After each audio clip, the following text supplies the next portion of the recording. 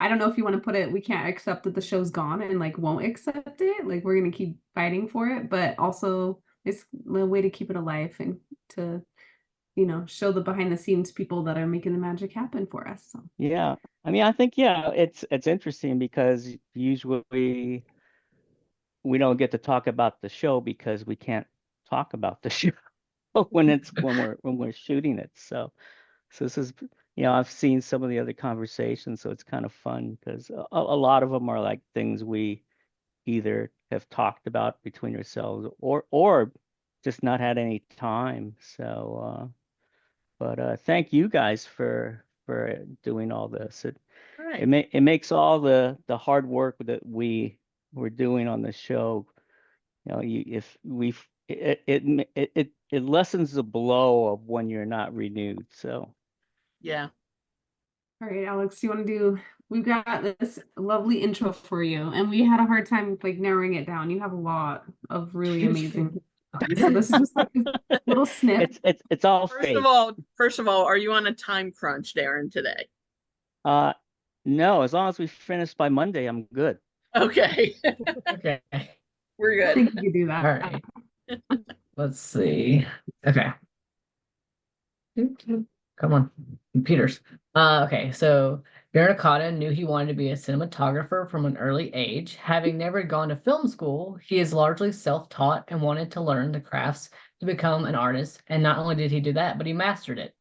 Daryn has served 3 one-year terms as president of the American Society of Cinematographers and has been on the Academy's Science and Technology Council and its board of governors.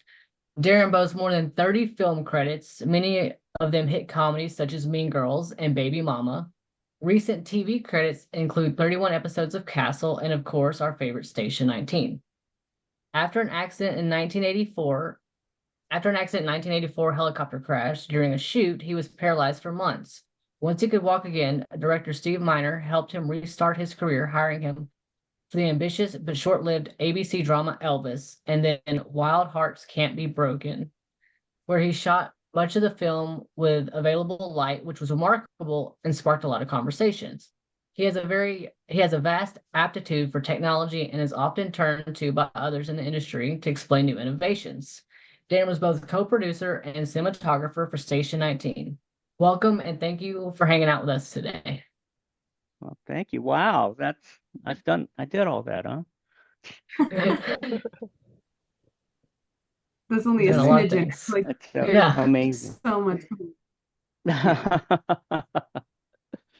Well, it all doing everything, all those other things kind of led up to making Station 19B something that was really, you know, rewarding because I could take what I learned on all these movies and try to free the stories and the writers up so that they weren't under the gun of, oh, we need to just do it this way and try to let everybody be more creative. But and I think that's why and somebody told me I think I directed the third most episodes. It was Paris Barkley, of course, had the most, and then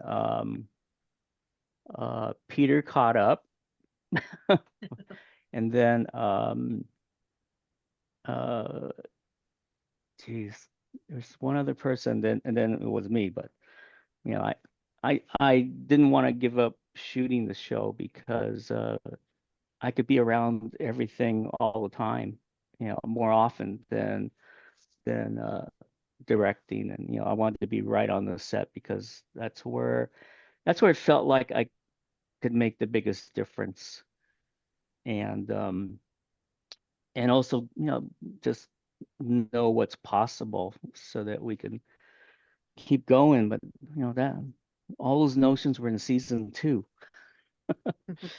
So Um, as a child, Daryn, growing up, can you talk about what was your dream, or did you have an inkling that you wanted to do this as a career, or did it just kind of I fall in your lap? no, yeah, it'd be nice if it fell in my lap. And I still feel like I'm growing up. So, but I like all of us when we were young, it was well, for me, the sort of escapism.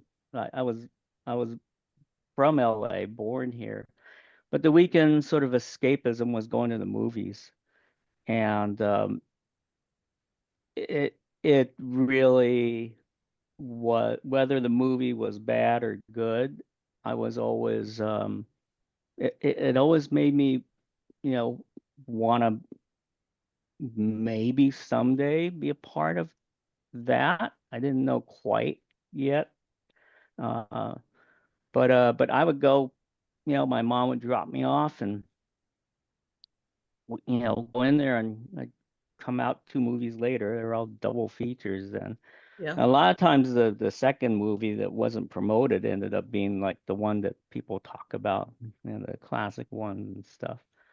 Uh, and then as I started into like middle school and high school, my mind was pretty wandering. I wasn't the greatest fast reader, and sometimes I wondered how are they cheating? Why are they, how can they read this so fast? What's wrong with me? And uh, writing didn't, wasn't it didn't come to me as quickly, I think. I mean, now recognize the whys and hows, and I think I was just the kind of kid that didn't need to know the rules were fine. I just needed to know what the rules meant. Why am I learning this? What does it mean? What does it change? And so I always needed to know how I could apply it a little bit, and then that would get my interest. And I didn't learn that until 2 years ago. So, but it is, I think that, that's what drew me to images, because I can see it and I was never happy with, what I imagined, but it gave me a place to be adventurous. And sometimes it was things that I had no idea turned out really cool, or I learned something about people. And and then and then I, to get through it quickly, um, when I was a junior in high school, we started junior year, and it was in Montebello High in East LA, and they, you have your appointment with your counselor to make sure you're taking the right classes to prepare you for, kicking you out to some college or something. Uh, and so the counselor asked me what I was interested in, and I said, I really like music, because I like listening to records. And I mean, it's like I would pick out what the hit song was before the hit song was a hit song.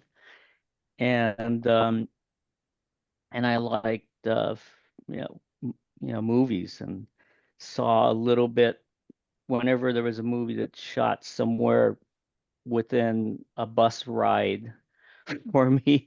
I would hear from friends, oh yeah, we drove past and they were doing this, and I, you know, get some change and go watch. And this little kid just kind of standing there. It was different back then. They weren't as paranoid now with security. Uh, and so the counselor said, well, your tests show that your strongest career choices are being an engineer or a pharmacist. Neither one I could imagine at all. Um, but I guess in Hollywood you could do well as a pharmacist. I don't know. But uh, so it was just depressing. They offered no other meeting or anything. They said, you should brush up. You need more math classes, and past past geometry. He said, well, maybe you should talk to a theater arts advisor. And I go down, and it's like that was the last place I would ever be found in, is the high school sort of theater. Because I thought they were theater nerds. And not that I was cool or anything, but I was just, there was nothing. I knew I couldn't sing. I couldn't play an instrument. I tried to play a trumpet like Herb Alpert. It sounded like an animal in pain. And so he suggested I talked to this other person who it wasn't affiliated with the school necessarily. It was a new program that the state had put in, and it was called the Regional Occupational Program, or ROP, they would call it. And it had like this guy who would just reach, he was just like, I'm gonna do whatever, I'll do. They wanted the unusual, so he reached out, and I got to spend an afternoon at A&M Records in a recording studio there, and the engineer had no idea what he was supposed to. It was all so like new back then, any notion of any of this. Uh, but I saw sort of, the care that was taken and other things about it. I said, so why do you choose this microphone for Karen Carpenter than this one? And then, and it was just that knowing what something was physically and how to make that be something beautiful, either music or images. Um, but also it was a very limited, since I had no real music background, that would have been helpful. It's like, no, go back 5 seconds and we'll pick up this record. That doesn't work. It's like how many bars, whatever. Uh, so then but at the same time, I was doing my own sort of still photography. And there was one class in our high school, and this guy was like very picky about this instructor was very picky. He was the humanities teacher, but it also was the photography teacher. And uh, if you weren't, of course there were a lot of people who just wanted to just take photos of anything, but he was really interested in seeing what your ideas were as far as saying something with the photos art. And one of the most interesting things was picking a photo and trying to reproduce it, try to take the same kind of thing. So I thought, well, I really like this one black and white photo. I forgot who the German photographer was that took it, but it was a coffee cup on a saucer, and it just had a light that came across it. So I found you had to do everything from propping, finding the stuff, get as close as you can, and just finding what that was. I started to see, oh, he picked that because the proportion of that cup to that saucer, now it's too big, and what that balance was. And it was by doing that you start to see things. And then lighting it was like crazy. It's like, oh, that doesn't look right. That shadow is like ridiculous. And where is it falling into the cup? Why is it interesting? Why your eye goes to it? So that was a valuable, literally eye-opening thing for me. And I felt like I could use, that got me interested in photography. And little did I know that whenever we turned in assignments, uh, he would take ones that he thought were state sort of competition award worthy and enter them, but he would never tell anybody. Because then kids would start saying, "Oh, you weren't fair. You didn't put mine in there." And then it turns out that that year, I won there's a state photography competition, and I won the second place in that. And then Union Oil to you know take some of the bad name off of gasoline cars and everything. Or back then, were they would have their own sort of thing, and that was the weirdest thing. It's the first time I walked into it's a boardroom. What are these people? And they're like, okay, here's this, shake hands, take a picture, eat this salad, bye bye. We have other things on our agenda. So I figured, well, I guess I can see something. Still had no idea how to get into any of this. Uh, didn't want to, why am I staying in high school when, for my senior year when it's like nothing in it's going to help me. So I took that year it was the first year of that the state of California had the proficiency exam where you can get a diploma-ish from the state if you pass this test. So I signed up for it immediately, and it was like in the first group. It was a trial thing. So you go in on a Saturday it was at Garfield High School and took this test. Didn't hear anything for a while. I heard the results had come out, but my high school, guidance counselors didn't want to reveal it to me uh, because they thought if everybody thought they could do that, they'd have everyone just, they wouldn't have a school of kids or something. Uh, but my reasons were I wanted to get out in the world and try to use that time to learn stuff. So I passed, and then I knew about USC, knew about UCLA, but you had to have a lot more experience to get into those schools or money. And I needed to get a job. So I worked at a there was an opening at a community college that my mom had seen, and they needed somebody to assist in this. It was a big theater that was being rented out. The community college didn't use it because it was too big, and they would rent it out. And the LA Philharmonic liked the acoustics. It had like 2,000 seats. It was so real old. They would rehearse in there, if the music center was totally booked. And then uh, back then there was grants from like National Humanities for the arts and things, and some inventive uh, film school students wrote proposals the year before, and a couple of them got picked up. One was a Hispanic film series, and another one was a Japanese film series. And the films that they brought, they would show like 6 films for each series, and those films were sent directly. They were like the classics from whatever country or the ones that they picked to program it. So I think it was a way for them just to see these films projected, because who's going to go to East LA, you know, East LA Community College to go see a movie? But a lot of people did. It went around to like all the like AFI and USC because they would put it up on billboards there. I mean, the pegboards in the hallway. And I taught myself how to run projectors. Didn't know, but I said I did. Figured I'd have a lot of time because I had the keys to the place.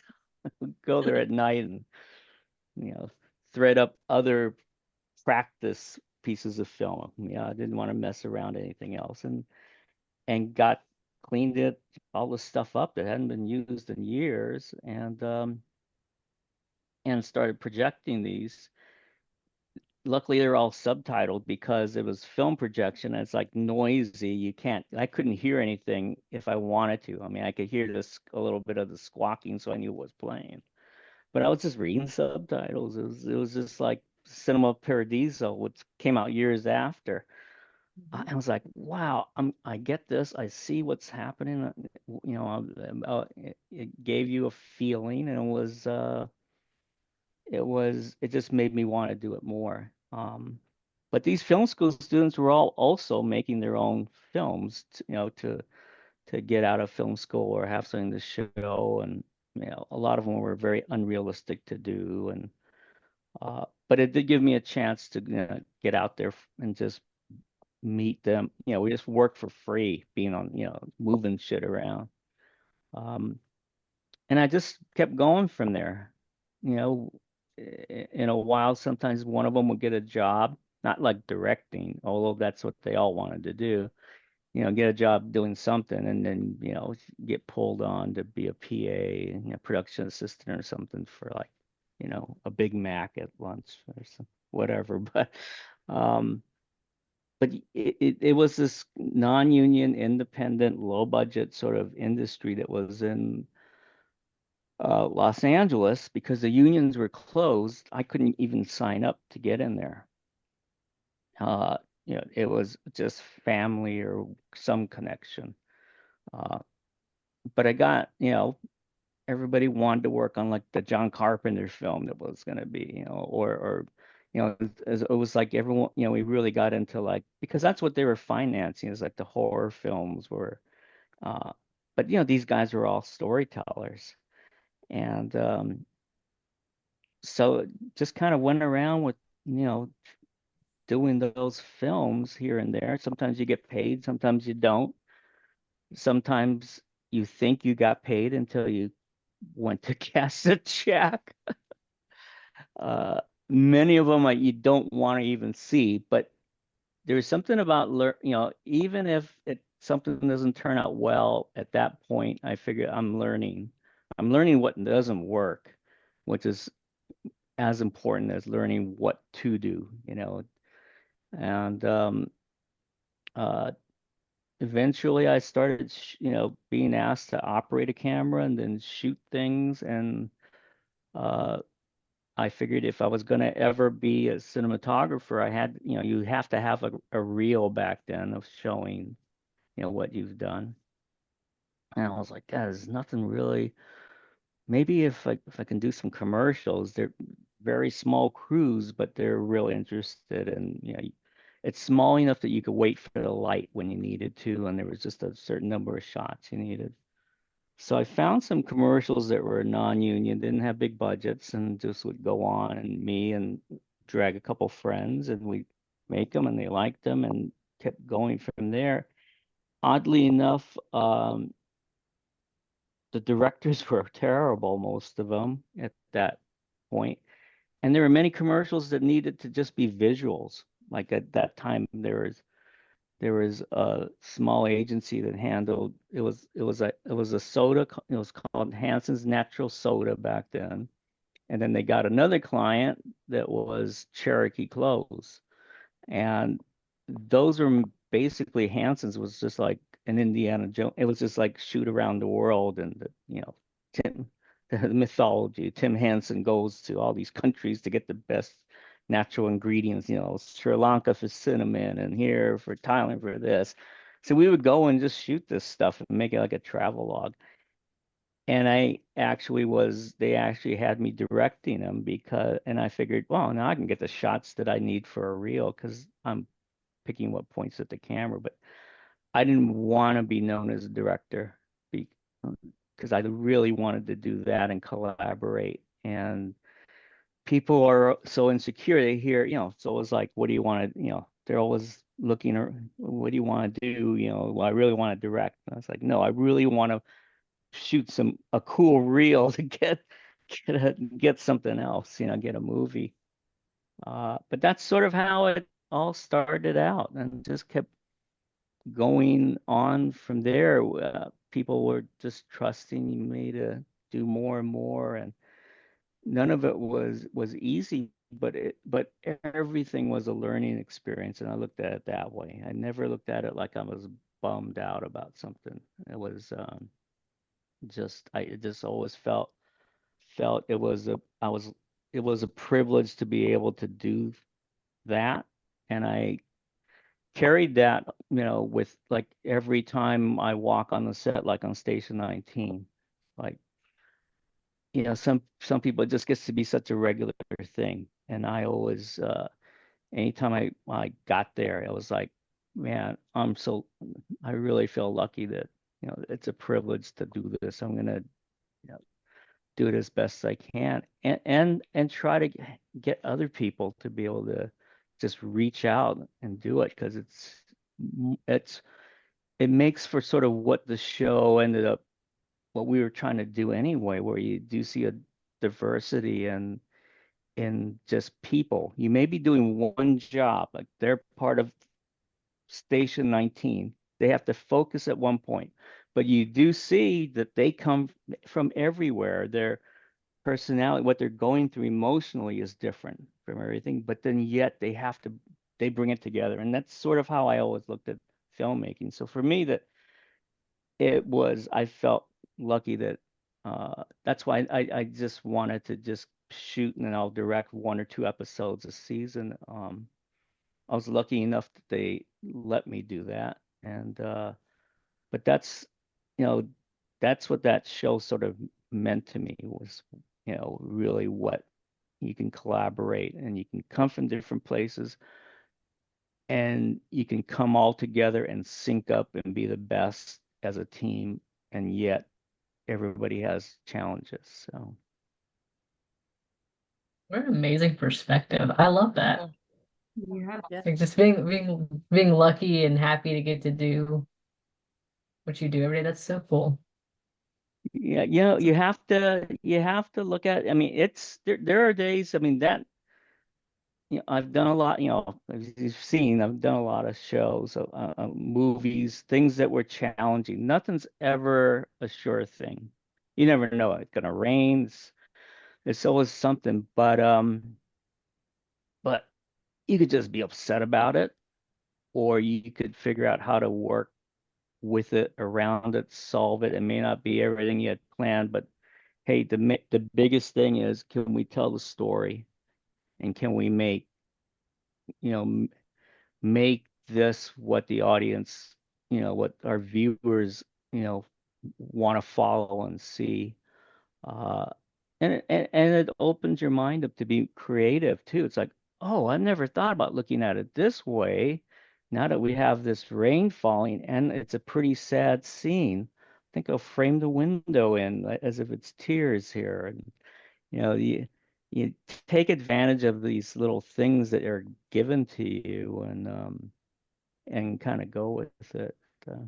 Uh, but yeah, it was tiring because we all cared about it. We all wanted to do, and for me, it was always sort of the buck stopped with me. It's like, if I said we couldn't shoot now, we wouldn't shoot now, and they would then come back. Can't we do it? Why can't we do it? Well, there's lightning, and the lightning could hit the generator, which would run down and not be very pleasant on the set for everybody standing in the water.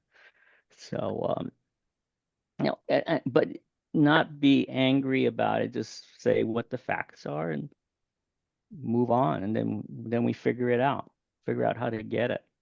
Or it pairs down what you really need to tell a story. It's uncomfortable, but hey, we're telling the story, and it's working. So, um, it's another learning situation. All right. Not all my answers will be this long.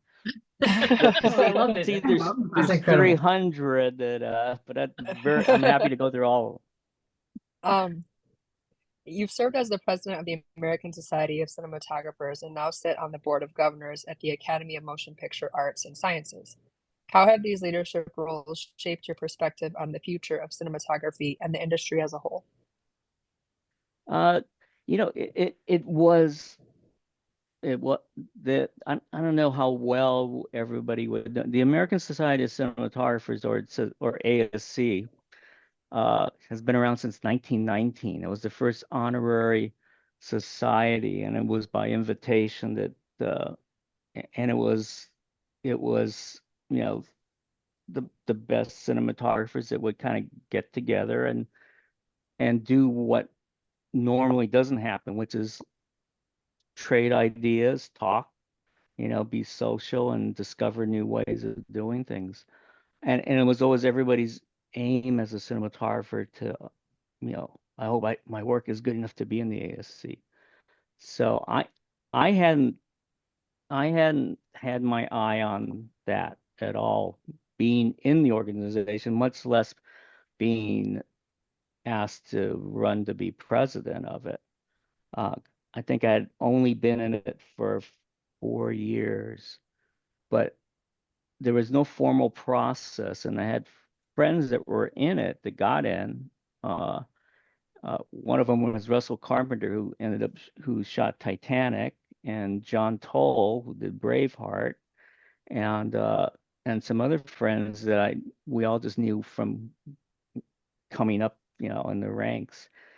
And they kept putting my name in, and finally, I guess I was in. And once I got in, I was like, oh yeah, we can do this. And I was enjoyed talking to some of the old, masters that were there, and people like Conrad Hall, who had done, amazing films, photographed amazing films, and Laszlo Kovacs, who did like the Last Picture Show in black and white for Bogdanovich, and Owen Royceman, who did The Exorcist and The French Connection, and I didn't want to know things. I just like talk. We just like talking, and I think that's was the thing, because some people go in there and they just want to pick everyone's brain to try to, you know, find what is there a secret to doing something, and I just enjoyed talking, to everyone. They didn't like talking to me because a lot of them weren't out, they were so established, they don't see what if you're kind of struggling and looking at new things or new ways of doing things, how you would do it. And we always used to come back to like the simpler the better if we can figure that out. But being president, it was a tough time. It was when this whole transition to or talking about doing things digitally from film was happening, and there was so many different controversies because nothing film had been around for a long time. Digital was entirely new and not really that mature yet. And to just throw everything out and go digital for everything, we probably would not have the images we can have now, which are outstanding.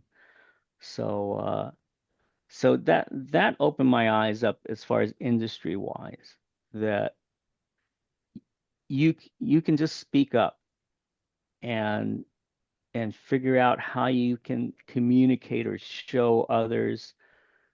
I'm not, and not necessarily cinematographers, but others in the industry that something's inadequate and it's going to hurt their business.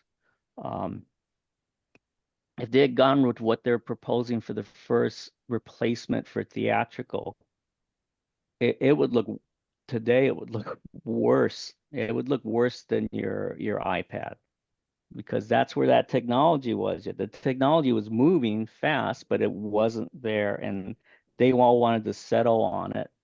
So it was participating in that which really got me, it really trained me as far as how to deal with a big paradigm shift and not be locked into it, because I thought that the audience would feel they weren't getting what that experience should be, on a big screen, much less, how well it works today on, on HD or 4K. So and also at the same time, the ASC clubhouse that they had, which is this small, it's an old place, and it's like historic because it's been theirs forever. Uh, Needed bad renovation. Uh, and every president had these grand plans of trying to do, do something, build the theater in the back or whatever. And it's like, it's just too much. What do we really need? We really need a place that, people want to come there, students want to come there, the public, and it's, a place of communication, not a place of showing off something. And uh, so I just really had to get other people on board, and a lot of them were people who had asked me to run as president, which was it was sort of a surprise breakfast where the elections were going to come up, and the current president, who was doing a great job, Richard Crudo, was going to term out. And so it was Owen Royceman, Bill Fraker, who had been the cinematographer on Bullet and some other Steve McQueen films, and Victor Kemper, who had, you know, and I think Laszlo Kovacs. So it was, all these guys. I was like, whoa, and so they all asked me about, we would like you to run, you know, to be the next president because we think that was their words. They said, we think you bridge where we've been and where we are going. So it wasn't fun doing, running as that, but then once you're there, then everybody points the finger at you when it doesn't work. So I just took the time to make sure we could do stuff, managed to figure out a sensible way to renovate everything, and did that for 3 years. Uh, in those 3 years, I didn't want there's there's the American Cinematographer magazine, and I never wanted to be uh, thought of doing that as president to just be known in the industry. I just wanted to do it quietly and get things done and help other societies around the world. So I kept a real low profile as far as that part went. Um, but at the same time, I was put on the Science and Technology Council for the Academy of Motion Pictures, which was also looking at this whole how do we preserve digital and everything else, which was entirely a learning process for me because that was made up of a lot of mathematicians and people who had been in visual effects, figuring out how to take an image apart and put it back out on film. So that was a big education, not just in learning about, but just the process of what they were looking at, this one small but important kernel there. And then right now, I'm not on the board of the Academy. I termed out. But during my time there, I termed out a couple years ago, uh, it it was even a bigger steamship that was moving. But there were a lot of great people that that we would try to do some some things. One was, of course, the awards show. There's strict rules, a lot of other, there's a lot of those things because that sort of sets the standard as what's criticized about how things are judged. The other part was that uh, I was very interested in trying to motivate or at least expose the next generation of people who could not necessarily be a director, but just work in the film industry. Uh, because for me, it wasn't easy to just see it. And I thought, there's got to be a way to do this better. And the Academy had one program where they had interns that would come in during the summer, and they had it's either an agency and they get paid because I didn't think anybody interning should do it for free. They should get something. And then got heavily involved in the education and outreach side of it all. And we actually started a program. Well, there's several people. We started one overall program, which was called the Academy Gold Program, where it was for young adults and a lot of them from underserved communities where they could apply and they go through everything. We would have a committee that would go through everything and you would get to come to LA if you weren't there already, and they would place you at one of these companies for like three months. And so they get exposed to what happens in there. They may be just delivering coffee, but they're seeing what goes on. And then we had during the week, it would be we'd bring the group back together and we'd have programs twice a week at night where we'd have either a director or some film executives or like the creative team at Marvel and do a presentation and then a Q&A. What was the hardest thing to do was to do anything practical as far as a production track, because there were so many different ways of going about it, and there was all these film schools doing it. So how could we do it a little differently? And there was 3 of us who worked on this notion of it for about 8 months. We started early. And one of the people was someone who I've known who ran a post-production facility for years.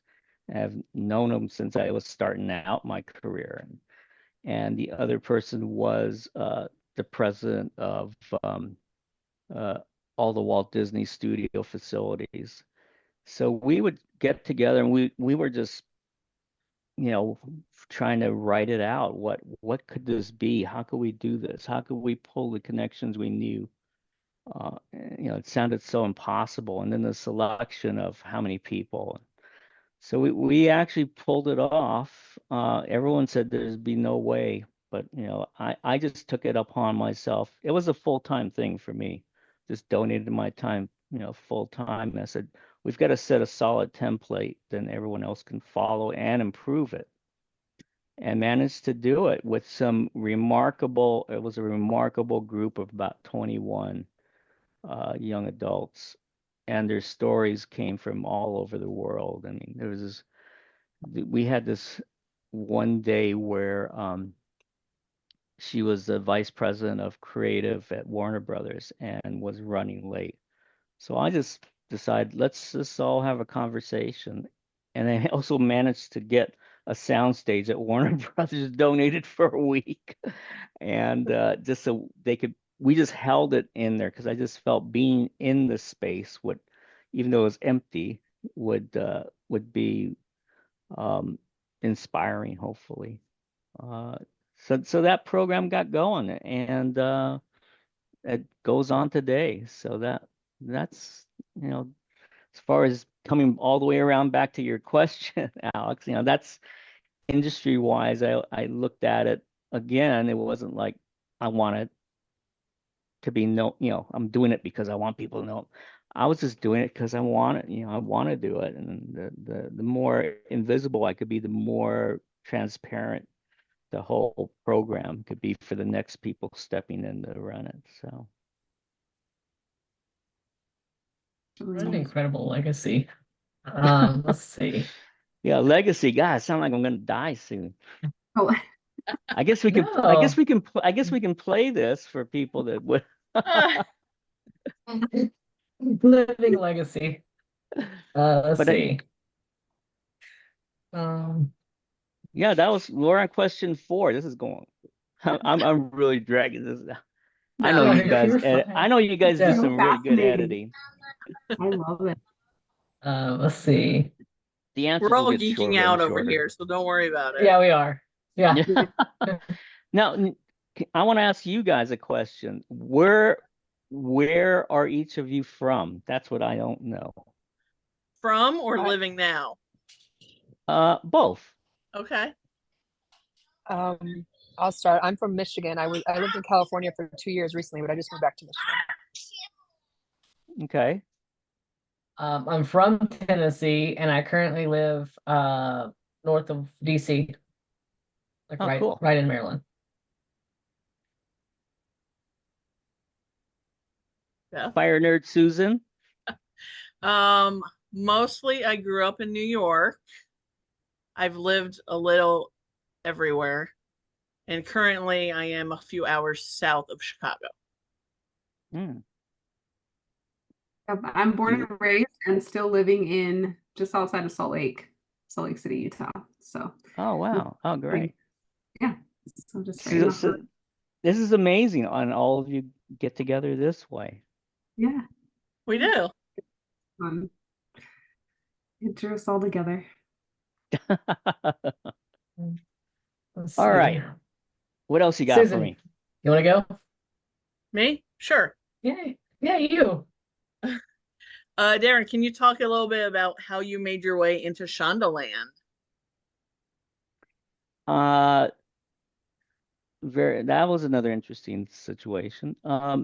It was a friend of mine was the director of photography for the pilot and also stayed on uh, for the Scandal.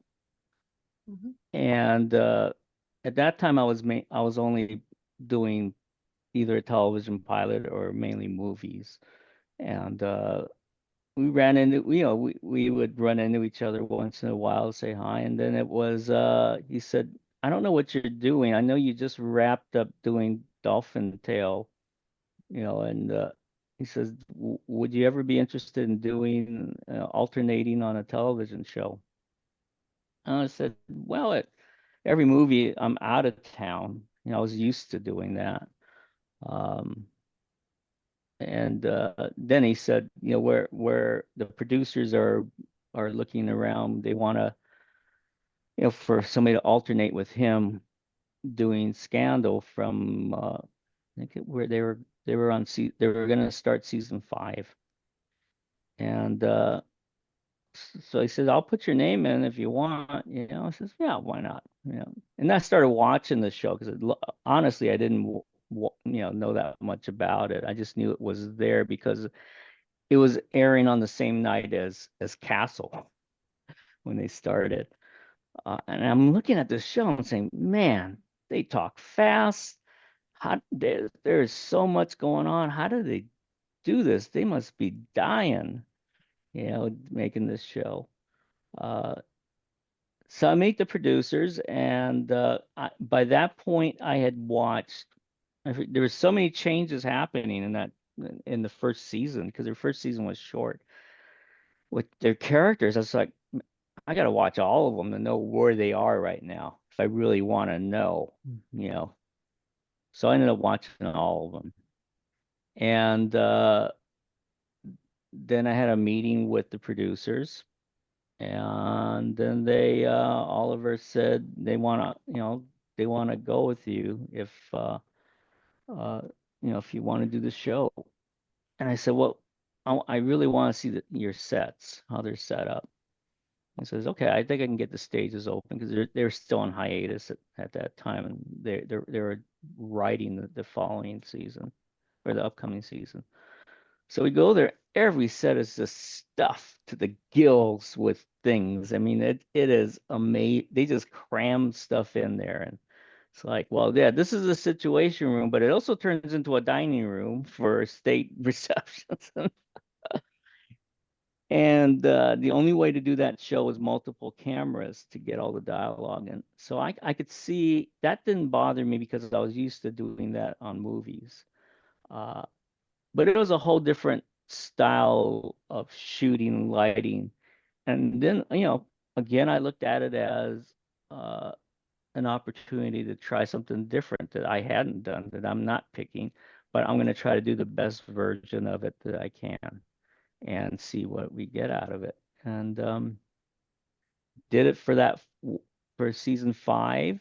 And I figured, when I knew television, it was like after the season was over, it's basically if you don't get asked back, then you don't get asked back. And I just assumed, okay, I did one season, that's sort of what I was gonna just do. And we were shooting in downtown in one of the hotel ballrooms. And Kerry Washington comes up to me and she said, "This is your last episode for this season. She said, so we're gonna see you next year, right?" And I said, "I don't know. Nobody's asked me." She goes, "Nobody's asked you?" Just no. I just figured, it was a one season deal. Guys needed somebody to alternate with Oliver. And of course, after a week, oh no, we definitely want you back if you want to come back. And I'm thinking, can I keep this pace up? I guess so. So yeah, so I ended up doing 3 seasons of that and got to know at that time our we were shooting at Sunset Gower Studios, and Shondaland was there. That's where their offices were. So we were, you know, tied in. We were right there at the same place. And then How to Get Away with Murder was also being done there. Um, so that's how I got actually, just kept it was a priority to try to make it a welcoming place. As hard as we worked, uh, that was sort of, that was how they, Shonda want, that was how, and it's how it should be. That, you can put anybody in, different positions, and we all had to treat each other decently. So, for me, it felt like just a natural thing. I was always fighting to figure out how can I change, a set around it, like if I'm in a different part of the country or world to not do their norms, but this is how we could do better. And then I directed one episode of Scandal on the last season. Um, I didn't know what it was going to be, and it ended up being a really heavy episode that was real emotional for Carrie and Guillermo, um, and just try to figure out how I could do this in a way that wasn't literal, so you really got the feeling of it. Um, and that's then that ended. I was on a flight to New York to meet on a small movie, and then when I got off the flight, they the one of the main stars wasn't going to be available because they had a death in the family, so they were canceling the movie. And then came back to LA, and got a call uh, from Shondaland saying that ABC just picked up Station 19 for another season. They don't have a crew because their crews from the first season are on something else. They didn't get a pickup until they wrapped everything, but they had the sets up. So, Oliver and I were going to alternate on that and just bring everybody over from Scandal, and that's how we started on season 2 on Station 19. It's an awesome story. It is. We're so glad they made Yes. the decision to bring you over. Yeah. Yes. Yes. Another show Let's- that, it, it was intense in its own way. I mean, we did a lot of real fire in season 2, which I knew how I'd done it, and I know how rough it is to do and the time it takes. And just, at that time, doing any kind of visual effects fire just looked like you needed something interacting with them. So uh, for season 3, we had Paris Barkley and I had seen enough tests of the visual effects company we were using, and it was starting to look pretty good as far as the fire went.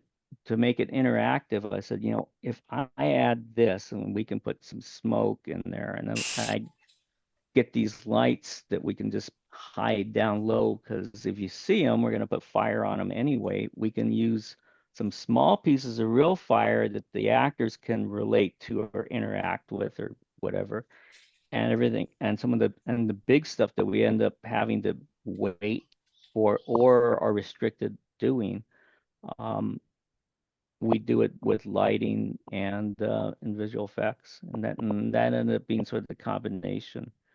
And it also was at the time that the droughts were really picking up around here, so we really don't want to be lighting fires outside too much. So that helped a lot as far as then freeing up the No, writers and characters to tell stories. Yeah. the wildfire in the finale was amazing. Totally Yeah, amazing. that Okay. we talked about, P Peter and Tessa Blake, our other producing director, and Zoanne Clack.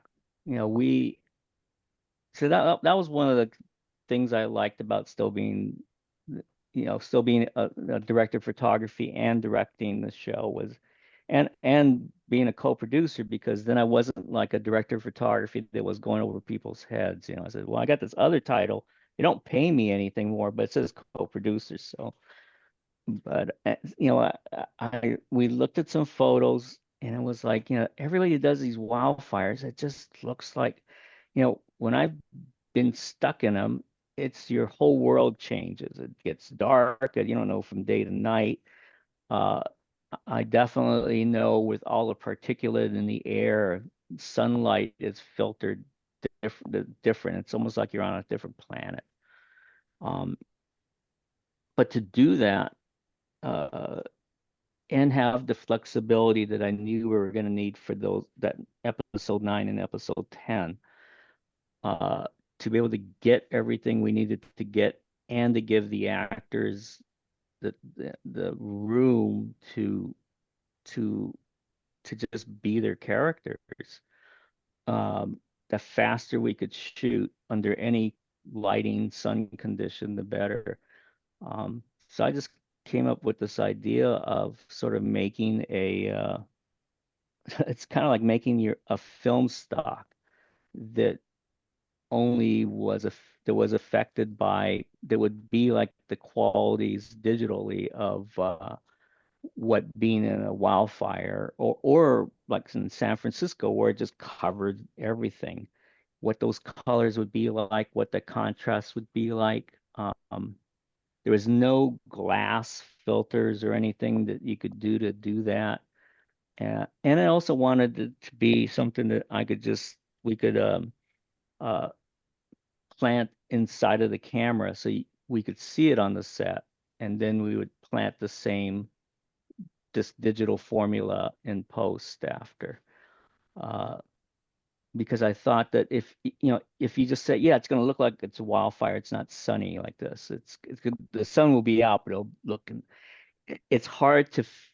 I knew we were going to need to have, the directors and everybody was going to need to be able to make decisions confidently, fast. And it's like performing on a stage. If you're just doing something in the park and it doesn't take place in the park, and it's, as a play, you're using your imagination too hard. So, you don't, that's how we were able to get the subtleties, I think, or the power of the emotion that we needed for those 2 episodes. So it was a problem-solving thing, and it worked out because it also it just tied everything in. But that was one of the things about Station 19 I liked, that in a normal, in most TV shows it's like, this is the look of the show, we don't deter from that, it's always this.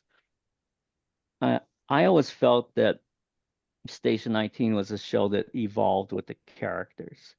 The one constant would be the station 19, and but they're everything emotionally that happens, all the other stories outside of that, and when they go into places they have no idea what's going on, responding to a call, it should feel like it's unfamiliar, or you're discovering it.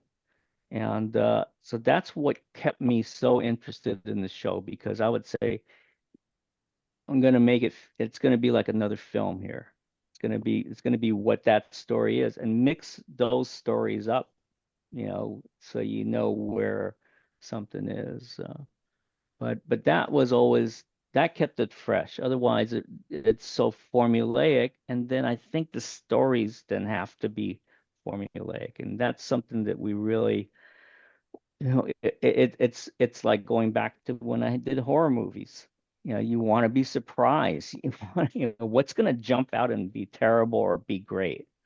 So, it just gives it life. And so every time we got a script, I would go through it and look and see where some of those stories would lend to those opportunities. So yeah, that probably covered a few questions there, right? It definitely did. As far as I mean, I think we can all agree that season 7, episode 9 was the most incredible episode ever. And like you're talking about it, you felt like you were in the fire. Like it was just so everything about it was just so well done, and it was truly like a masterpiece.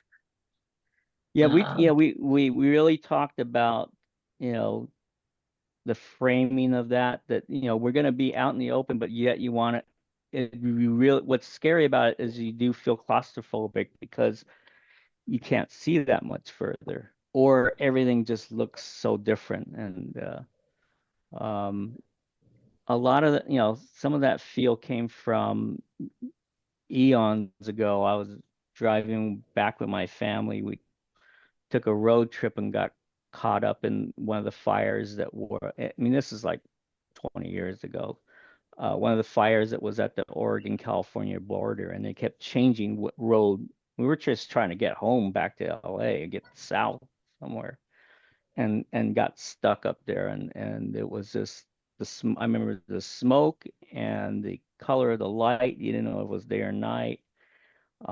All the ash and everything falling. So I just kind of took that feeling of being trapped, and how can, you know, visually, how can we do this? And we had a lot of discussions with Tessa and Peter, and I said, I think, let me show you an idea I have for doing this. Because we're gonna have to just be moving as fast as we can. And we wanted it to feel like those episodes where we're just going, you know, as fast as you could.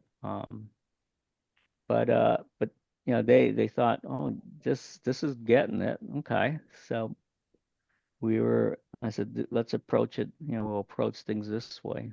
And I originally, and when we started, sorry about it, when we started season seven at the beginning, before we knew that would be our last season, um,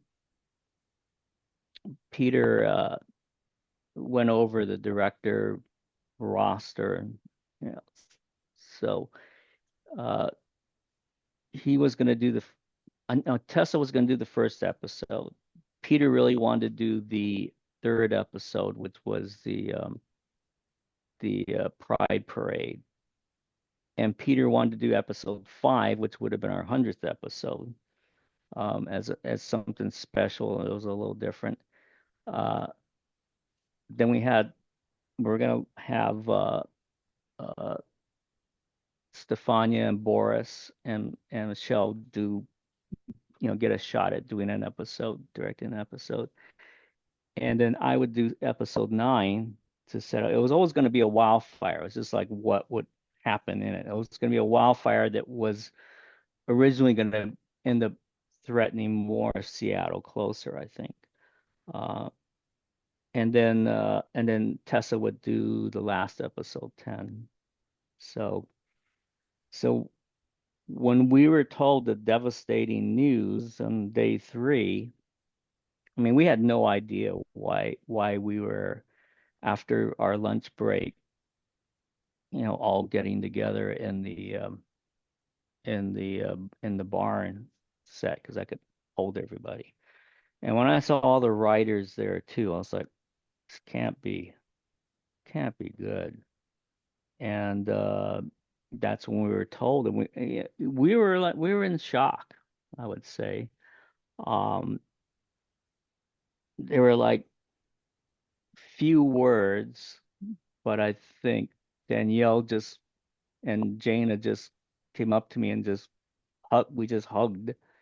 And you know, especially since we had, you know, we really thought we brought the show. We worked hard to get the show up to where it was, and and everybody contributed into that, you know, from every department.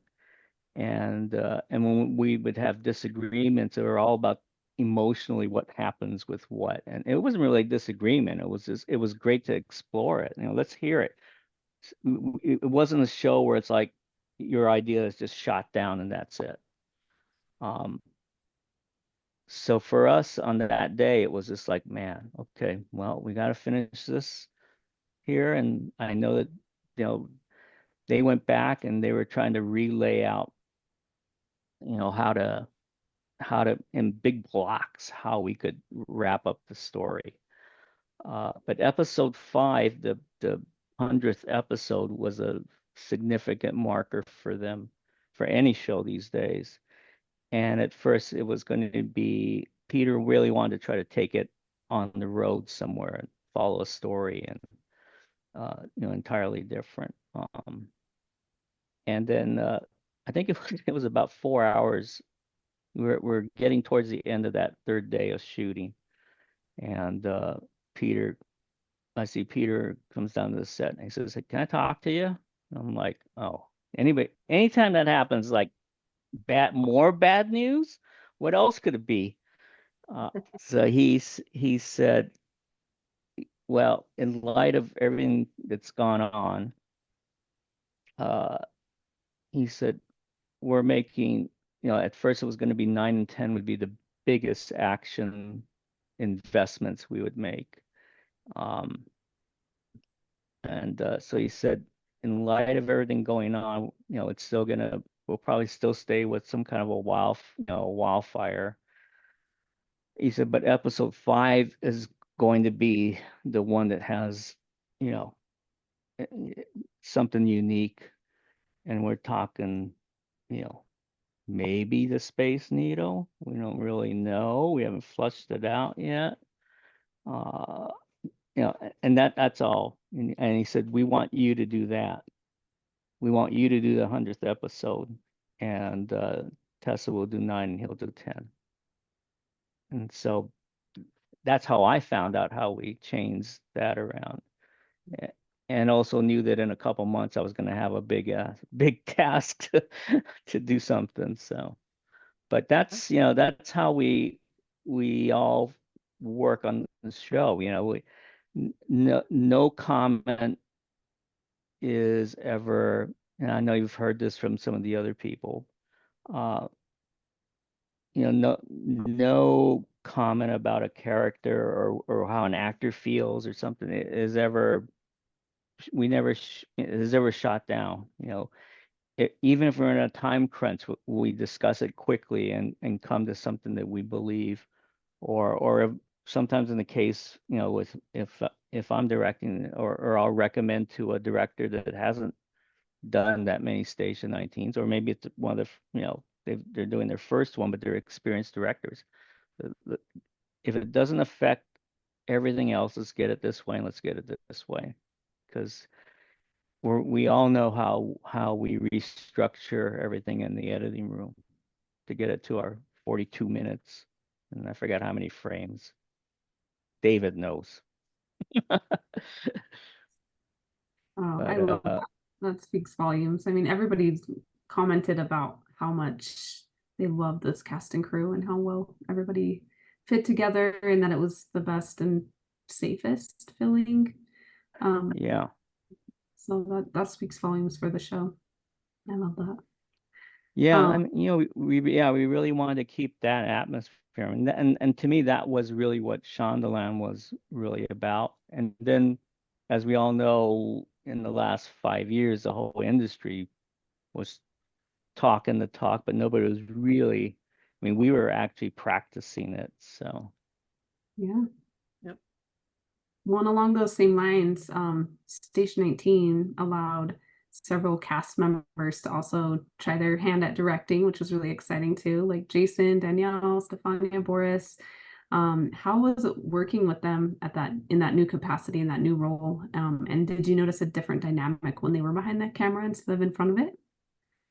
a little. I think that none of that was ever taken lightly.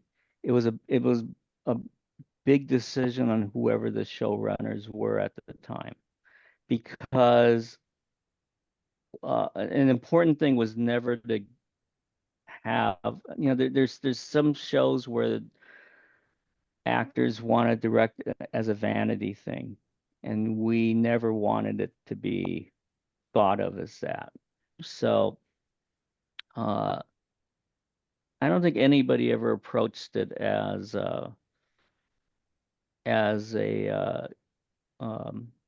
oh, this is a piece of cake sort of thing. And we tried to prepare them for that. Like Jason, I knew the season before we're gonna.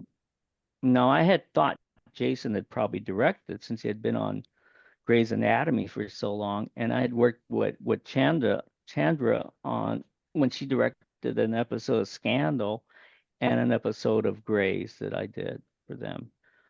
So I knew her very well, and she's a great director. And so I had figured Jason had already, I mean, he'd been in the business forever. He had probably already directed. And then I when I talked to him, it was probably about a month before because he wasn't going to start directing until uh, after the Thanksgiving break.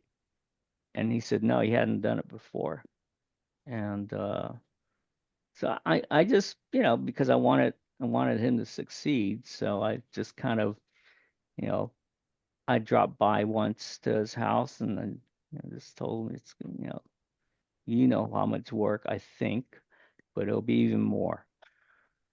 So just be prepared to you won't catch your breath at all. And if there's, I wanted to be able to shoot that for him, but the rotation ended up being I wouldn't be doing his.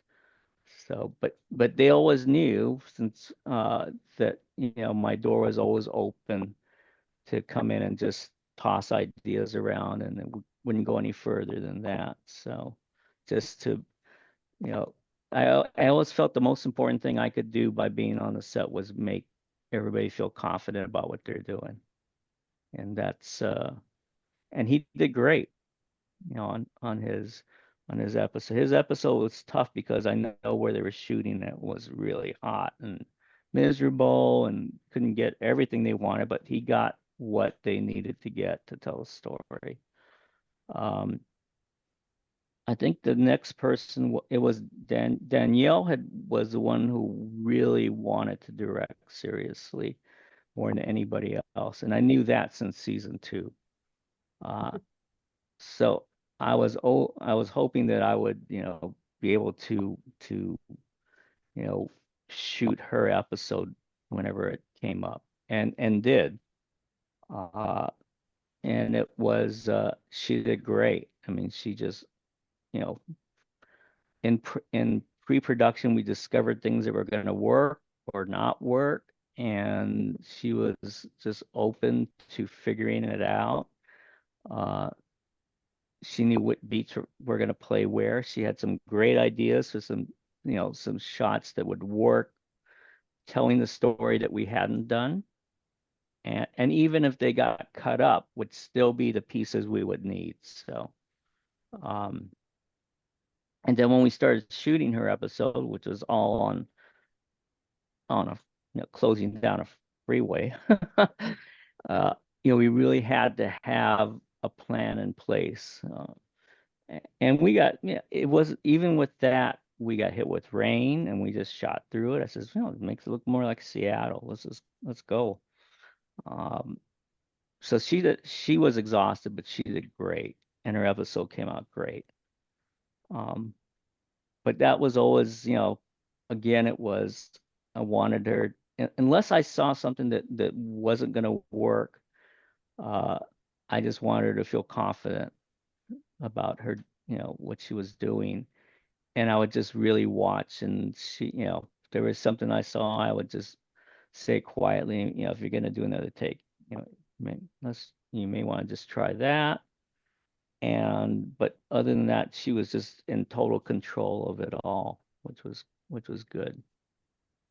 She used to do a thing where, because I don't like staying in a video village or anything. I like I'm used to working in film and being right there on the set with the actors because I'm looking at them and the camera to see, because that's where the viewer is going to be, wherever that lens is. So I always like being in that closer physical proximity to it all. And when we were out on the freeway, it was so hard to communicate for her and anybody because the rain was just falling and you just hear it everywhere. And I had a monitor that I could see, 3 cameras in, and I just had a piece of dark plastic, black plastic I would just throw on me. And the nice part of that is nobody knew where I was. They just saw this black plastic, And so she started, instead of going back to the like where the other monitors and the writers were, she said, "Can I hide in here with you?" So sure, anytime. And we just watched the takes together in their little cocoon there, and then we pop out of the plastic and go do our thing, and then come back in and do another take. So, but she did great. I was really happy that her episode came out really well. And then Stefania did the episode before my episode that I was directing, and I would just see her. She said, "I don't know." I would see her in the beginning in the morning as we were getting out of our cars, and usually at the end, because when I'm in pre-production, I'm usually there for a lot longer, because I find other things that I want to work out and just don't want to leave up to the next morning, because the next morning may be something totally different. So I'd see Stefania in the morning. She goes, "Oh, I'm so excited about this," and then I'd see her at night, and she says, "I'm so tired. How do you guys do this?" But she kept it together, and she really never let it show, and it made a real difference, because her episode was great too. They all did great. Boris, I wanted, we really, he on my episode, like this one, because we actually have it on my episode. Boris was directing the episode after. So I made some changes in their blocking when they were trapped in the Space Needle for him and Jason, so they could be a little more comfortable, not like crammed up or in a weird position. And so there, we're shooting, and he's shooting this stuff, and then it's when Jaina finds Boris, and he's supposed to, we think they're dead. She crawls in there, and you see her shake his arm, and then I was gonna have the camera then reveal his face. The camera pans over, he's on his freaking phone. He's like writing down, texting stuff. I think he was doing a shot list, or he was looking at the script for his episode. I'm like, what the hell? I got fire, smoke, everybody's acting there. Jaina thinks you're dead, and you're got their phone right there. Says, "Boris, give me a break." And I'm always like joking with him anyway. So that's where I really wanted to have everybody have their phones out on his episode. They didn't end up doing it, and he ended up That would have been hilarious. yeah, I know.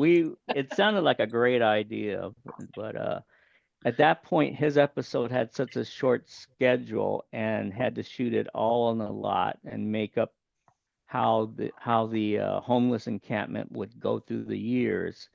So there was a lot going on for his, but still, And I heard yeah, he was whizzing through it like nothing. yeah, he was He whizzing was through it, and rushing. then getting a little cocky about it, Yeah. like, "Oh yeah, I'm all done." Like, Yep. okay, you're not done until it's all cut together and we see Right. what we need. But no, but he did do a good job, so, which was great. It just kept the momentum going. Uh, so What has been the most challenging episode to shoot,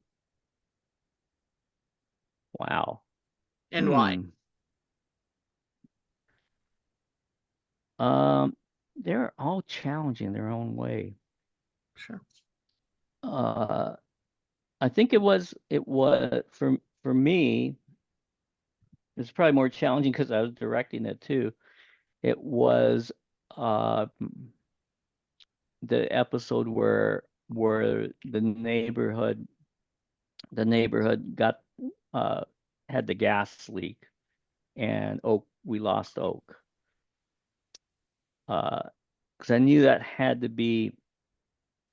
it had to look devastating, and we had to genuinely feel emotionally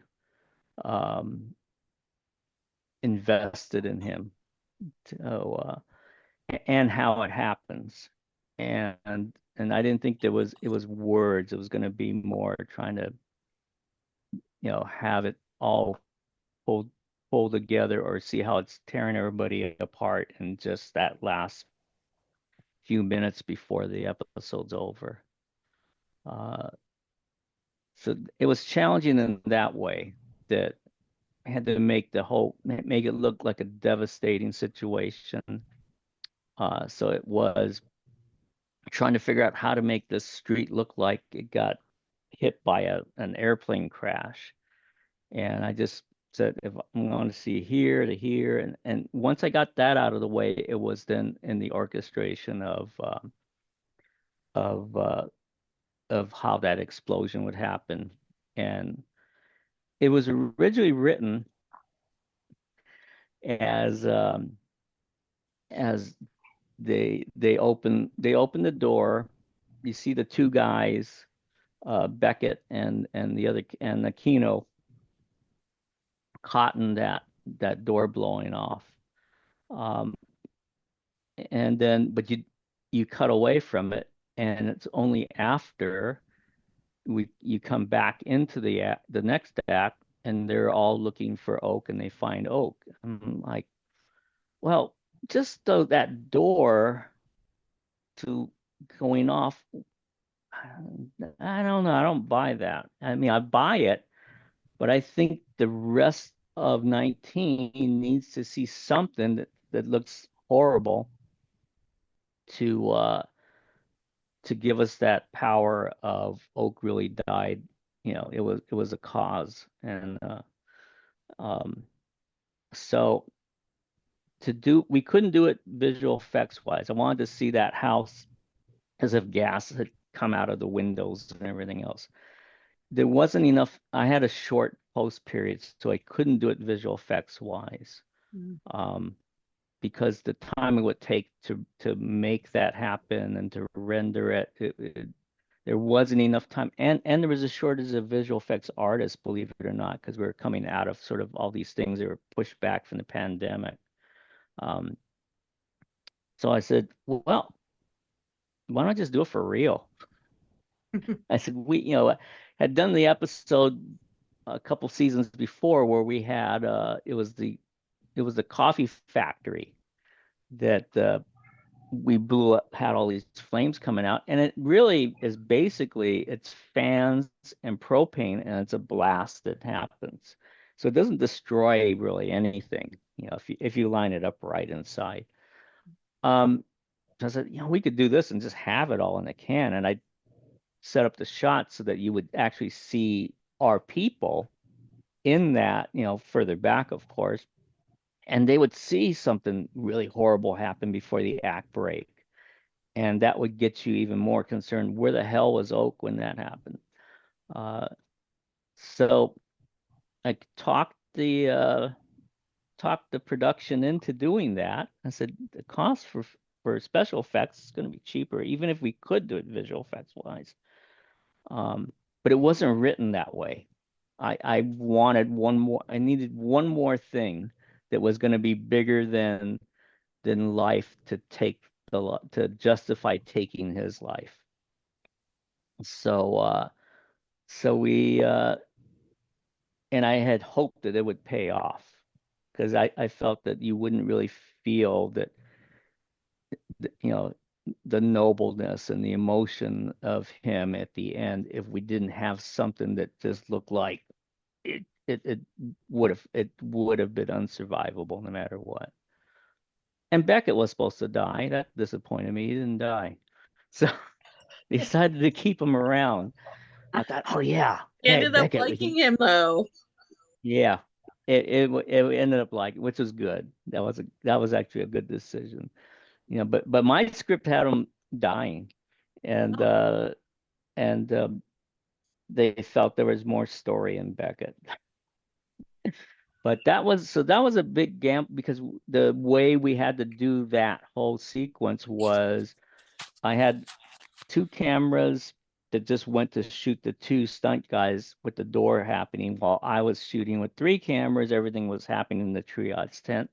And then as our last setup before the sun would set, I had put out positions for every camera to go directly to with what lens, and we would just set this house off. And also I needed not just the windows, but something else that would be big. So I had them put like 80 gallons of gasoline in back of the house that would make a fireball that would come up. So it would be the windows blowing up the fireball.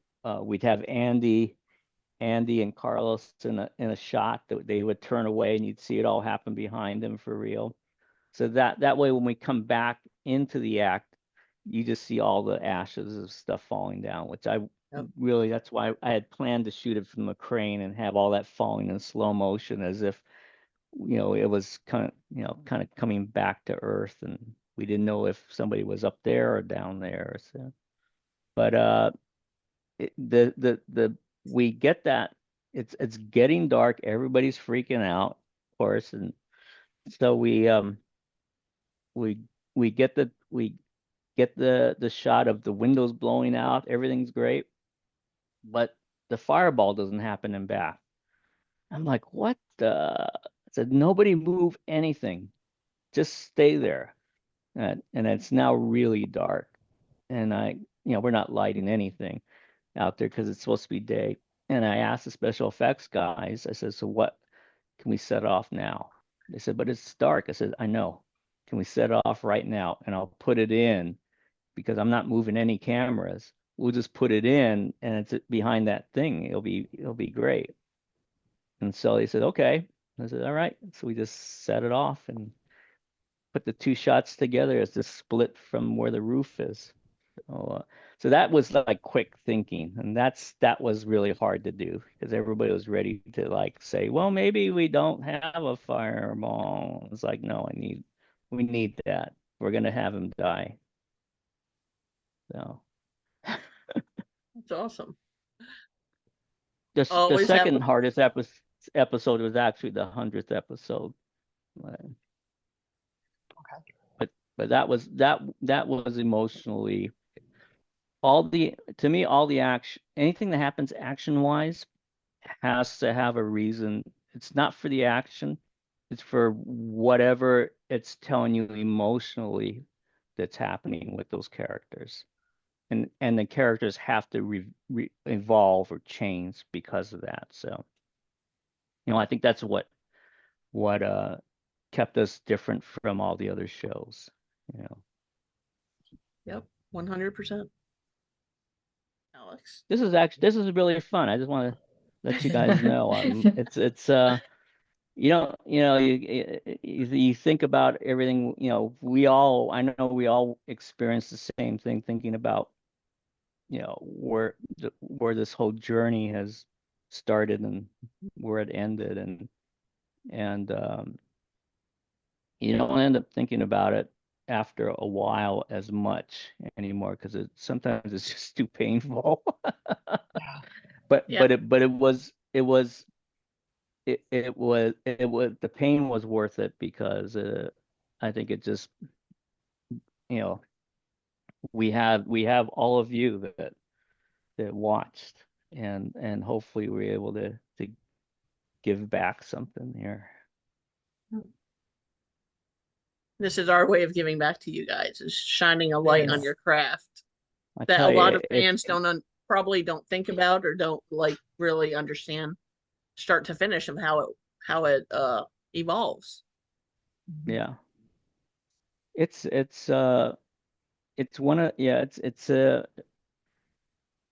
a show where where we there's so many shows, and sometimes for good reason, where things are departmentalized so much. I mean, we all have our things we have to specifically concentrate on, but I always love when writers wander into my office and say, we had this sort of, I was just thinking of pitching this or that, or we're walking across the parking lot to a stage, and one of the writers says, no, could we do this if we did this? Before, and it was that sort of back and forth that I think made this so special. And it was I really thought that that season 7, we would be doing a season 8. Um, but it was like that we have the combination, we have everybody in the right spot. It was great with Zoanne and Peter being the showrunners there, doing just not that they both thought the same. That was the fun part. The toss back and forth, and then all our writers were so great, and a lot of them I just made it a point to really get to know them and would drop by and just plop myself down, or sometimes they just plop themselves down in my office, because they got out of a production meeting and it sounded like all their ideas were undoable. I said, well, let's hear some of them. I can throw them back to them and say they are. But that was the greatest part, I think, of season 7, because we had been separated for COVID, of course, and it just brought us all into like one building at Disney, and the sets I had inherited from the first season, and it was always a battle to do what we wanted, what we needed to do, because they were kind of made for get through that first season. So when we had them all moved, there was a lot of cost went into it, because we just taking them apart to move is going to damage it a lot. But we use that move to improve how we could efficiently do the show even better, and be able to tell more stories in a financially responsible way, um, for the studio. And I just thought that we got the combination right now, and I think that was the biggest blow when we got that word. And everybody felt the same way. You could tell. So we took every day after as this is let's go out, go out proudly, and make the best 10 episodes we can for all the fans. So And you succeeded. Yes, we you did. we all did. I mean, and it definitely felt like it was a team effort with all of us and all of you that watched the show, because I don't, I purposely don't. I mean, I'm still horrible at looking at Instagram and Twitter. I don't even read anymore. I can't get it, figure it out. X, whatever. Every actor says, "Oh, well, we'll show you how you can navigate this faster." But you're supposed to know all this stuff. I says, "No, I know how to tell a story with a camera, but you know." And they all said, well, they all come over, and they all, Danielle's like, "Oh, I'll show you how to do this," and go through Instagram, and never, so once in a while I'll put something up if I see it, but we all, I get shown everybody, people's reactions, and we all listen to them and things like that. uh and it, it makes you feel less lonely out there. We were making the show so that it would be less lonely for of a world, but it made it so that we felt like you know we weren't the outcasts, because you do have that weird feeling of God, they canceled us, why are we so bad, what did we do wrong? And it wasn't any of that. But it just gave us the extra oomph to, like, let's make this an unforgettable last 10 episodes. So, and we did it within the budget. How many Yeah, shows can say that? you would think that this would be an opportunity to just say fuck you. But Yep, no, yep. we thought, you know what? we're gonna do this, and they're gonna wish they had kept us on, or who knows what we'll do after. But Yeah. we finished on a very good note, I think, with everybody who canceled us. There's always a chance, right? And that's why we'll keep fighting the fight. We'll be around for a long time fighting to get Yeah, this yeah. back on. There's always a chance, and you never know in what form that may end up being. Yeah. And when we've seen stranger things happen, with the way, I think right now the entire the entire industry is trying to figure out what it is, Yep. and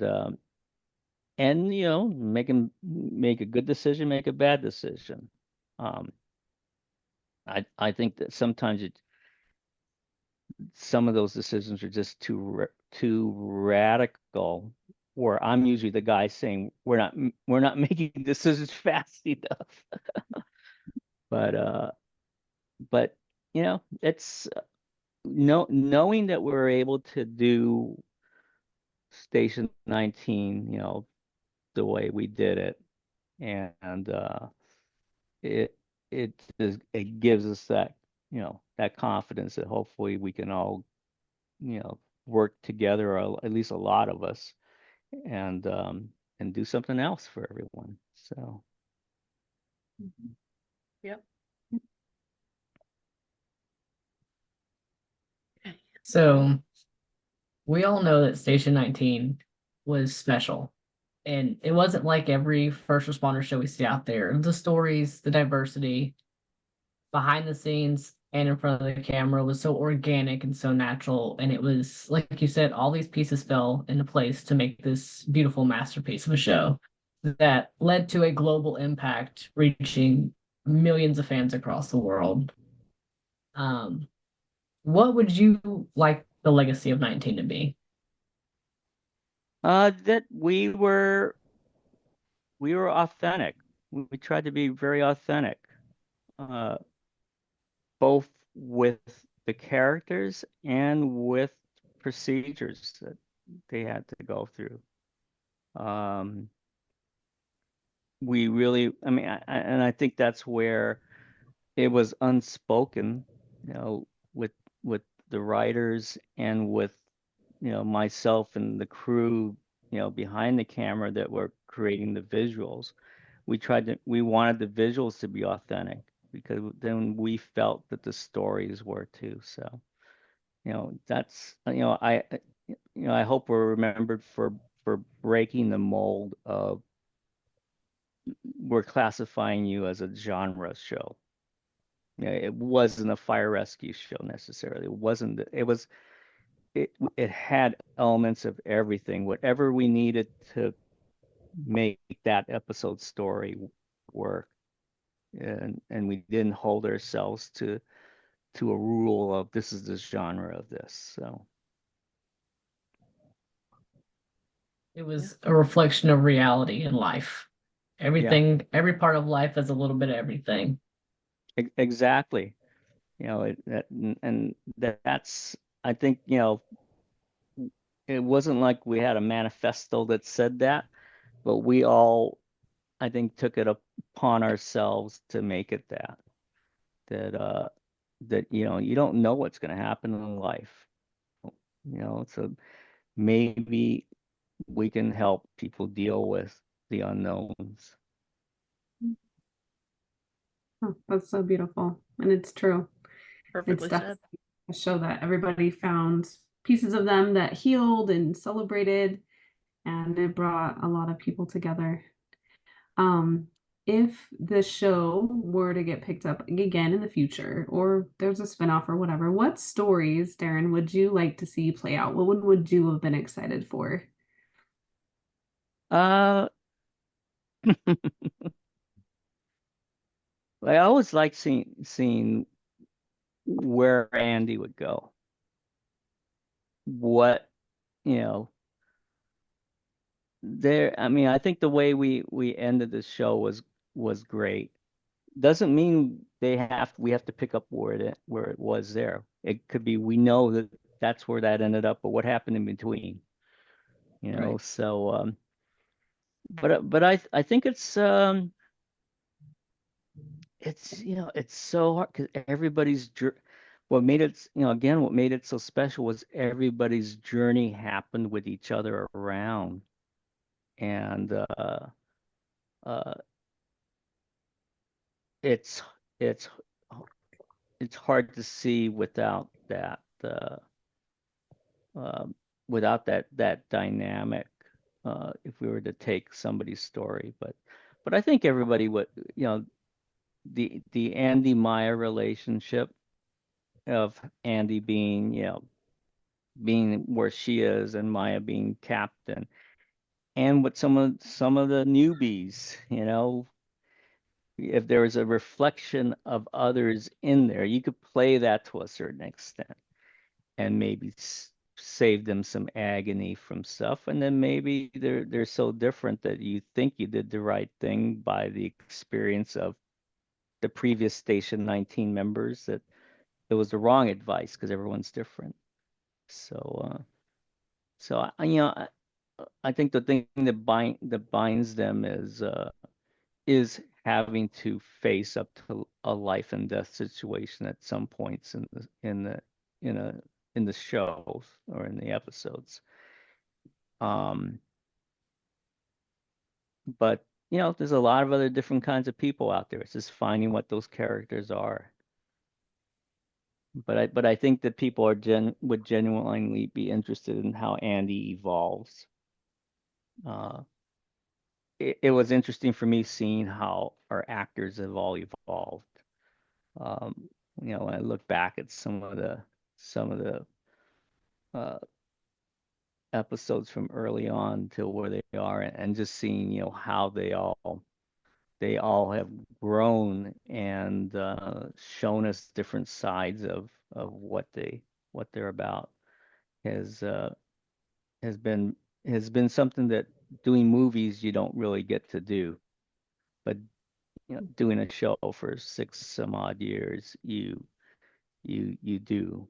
um and yeah, I think that I mean, for me, that would be sort of the story of it's sort of too easy, but I think you could make the new people and the leadership of Andy and Maya and their decisions be unique enough to to to uh, be interesting.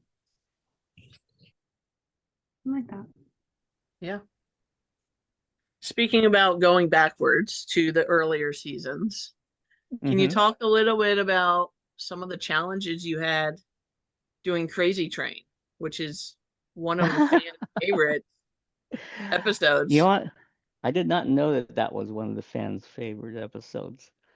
Oh Yeah. yeah, Uh, it was crazy. They thought I was crazy because that was the first episode I was directing. right. Uh, I had sort of an idea of how we could do this. Um, I knew of this one. I mean, first it's like tackle. Where do you get a subway car? And I'd done a movie with Jet Li where it was, we had a whole subway car, but that one didn't exist anymore. But there was also another one that I knew that was covered in plastic somewhere from the CBS shows, like the sitcoms that they did. And so we found that, and then it had to be, refurbished in a big way. But then it was adjusting the story to be to work so that the thing didn't have to be moving all the time. And you know, and I knew an episode was going to come up the following season, I think, where it would be they'd have, I think they used the same car, and we had it set up. I didn't shoot that one where it was moving, where Stefania's brother gets killed. Um, but it was going to be it's for some reason every episode I used to when I found out what it was, any other director that was around would say, "I'm glad that's not my episode." All trapped in a train car or a bottle episode where you're just talking to the therapist in the captain's office. And but I take those as let's let's use that confined space. If we can find how to approach those stories, but concentrated now, um, that would not make it feel claustrophobic. That would make it feel like you're learning more. So it was taking the script and the characters, and I actually used what they were doing to make a map of where they would be sitting to start.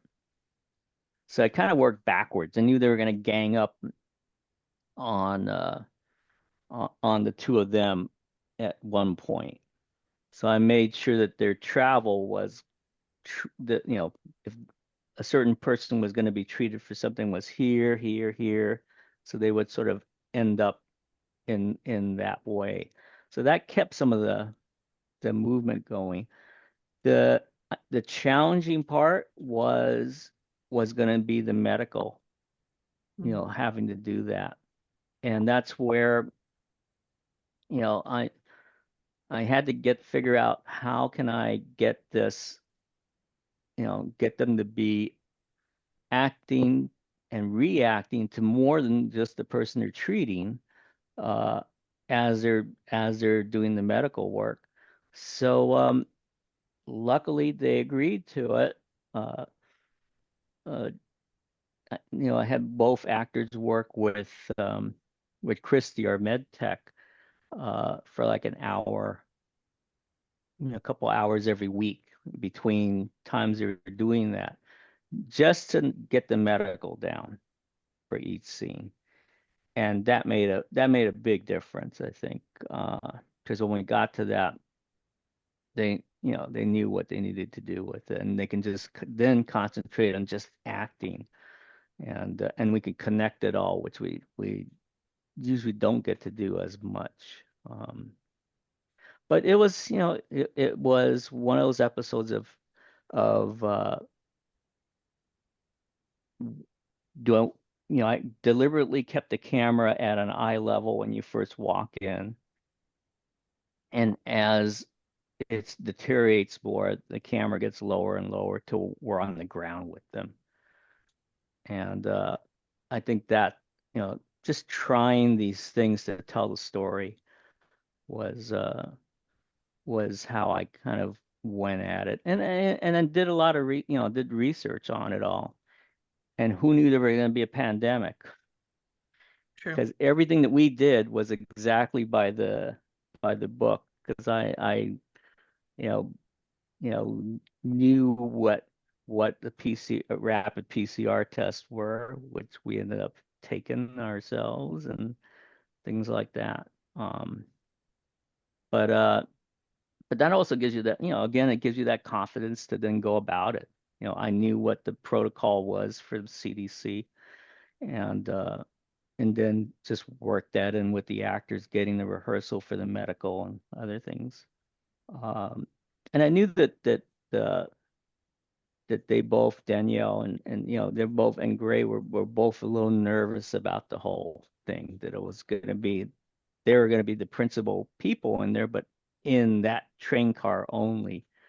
Um, so, and at the end they would have to be together, but just tried to make it be a comfortable set, make it feel like it's a safe place for them to do their thing. So, but yeah, it always surprises me that episode is one that because every director doesn't want to do those things. They all want some kind of other outlet, and I looked at it as, this is a great challenge. Let's make this work. And when I Yeah. met when Krista took over as showrunner, and Paris and I went in during the hiatus after season 2. Uh, I think one of the comment, and she had no idea I had done that episode, and I didn't even say anything. She said, "Well, the only episode I liked when I watched them all was Crazy Train." I'm thinking, I looked at Paris, I'm like this. So, but yeah, I'm glad it ended up being something that I don't know what did you all find? This is what I want to know. What did you all find was compelling about it? Yeah. I'm like, it's hard when you get to flip the question. I think for me, it was the fact exactly what was hard for it to be is just in one small area, but it just moved so smoothly that you felt like time is just flying by. Before you know it, the episode's already almost over, and you're just so Mm. in tune with what's going on inside the train, and kind of we do rewatches as well as a fandom, and there's currently one going on right now. They're in season 2. But yeah, it's just kind of crazy to be able to look back and say, oh, all that stuff actually happened, and now we're all know exactly what that stuff means. Like you said, the PCR test. So it's kind of almost even more fun to go back and watch it now and say, oh, yeah, this stuff can really happen. And I don't know, you just did such a beautiful, visually, just such a beautiful job of making everybody feel the intensity of what was going on. Yeah. And it was just something different, you know. Like you Hmm. say, Station's kind of known for, or it was known for, attacking certain social injustices and stuff. And like early on, just the action, um, it's not just a fire show. That's a Yeah. small fraction of the big picture. Is yeah, the acting in it, the way it was shot, being shot, like you say, in a small subway car, it wasn't something that you normally see. And I think it's Yeah, just they like gave the writing on it is still amazing. yeah. I mean, we had uh I think yeah, he was a doctor at the one point. Um oh, I forget. It's just passing my by right now, but yeah, we had, I don't think the episode was called Crazy Train to begin with, but Yeah. when when the when we did an early scout to about it was going to be a subway sort of car in Seattle, and I said, "Oh, this is crazy, it's crazy," and that ended up being the title because it was before we took our Christmas break. I said, "This is Crazy Train." So Oh, somebody, you got to be crazy to do this episode. yeah. What about you, Alex? Any thoughts on that episode? Well, I kind of like Susan. I loved how it was shot. I'm a big nerd, and so when I look at film Hmm. and things, I'm like, how was this shot? Like, how do we get this frame? Like, I'm such a nerd at that stuff. Like, I love actors, as well, but I love how like picture like when you take a certain music and then you get a certain shot, you can feel the emotion coming out. So it's like being in there, and that's what I loved about that one is like I felt like I was another passenger, just like watching everything happen. Like I'm just a fly on the wall here. Yeah. But it, Yeah, like you that's said, it exactly doesn't feel how, yeah, claustrophobic. that's a great way of I think that explaining it. yeah, I think that comes from I deliberately wanted the camera to always feel like it was in a place that was in reality, even though I did make some holes underneath seats, but it was basically to get the lens there, Mm, but keep it so you always felt you were contained into that until you could actually leave.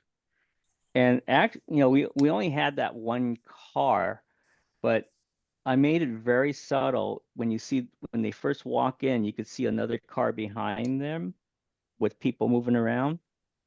That was that was actually the day before I took a video camera and locked it off at the end of our car looking the opposite way, and we just had some background and different clothes moving around for a long time.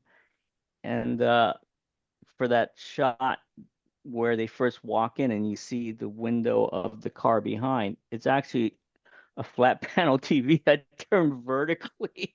And it's just this loop that's playing in the background, just so your mind's not thinking, didn't want to make it too bright, kept it like it was in a tinted window, just so you felt that there was something else going on back there. So cool. Yeah, that was another one where I said, that's crazy. I said, yeah, it's Crazy Train. such a fitting title.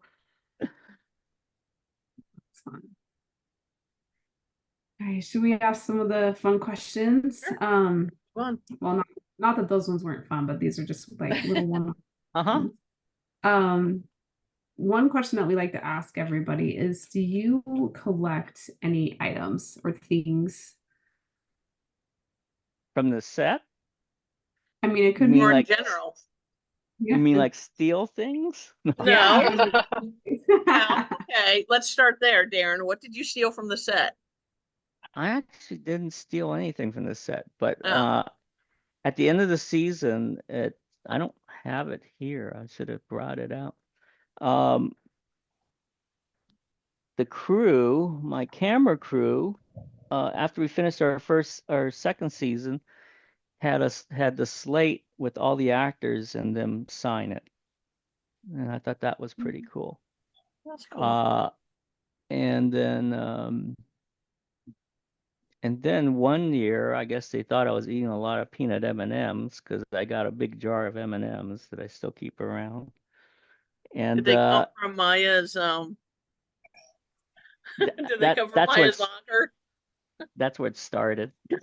I discovered them. That's funny. And then there was these are all things that they, gave to me. I love this one. It's a real fireman's helmet that says camera chief on it. I love that. That's awesome. That's so cool. And in season 6, I got it because that was the season where it has the axe that's passed through the ranks there to Carlos, and so I have one of the fancy fireman's axes that has my name engraved in it. It says Station 19. So very cool. so those are Cool. those little special little things like that are stuff. There wasn't really anything else, as I looked around there wasn't really I mean the one thing is the that cabinet that's in the it's in the reception area of Station 19 where it has the fallen firefighters. Yeah.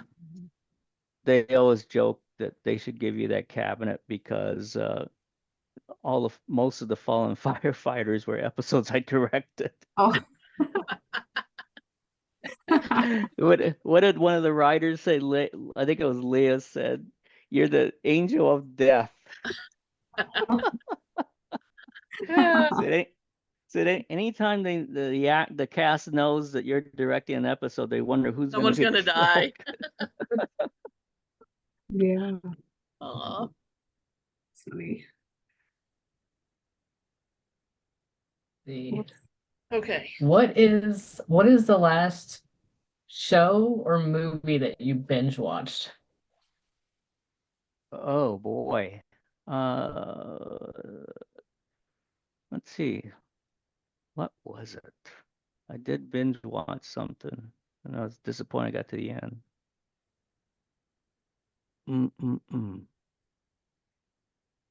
Darn. What was it that kept me awake so long? We know what that's like. Yeah. Oh, shucks. I don't know why. I just was watching and watching it. What was it?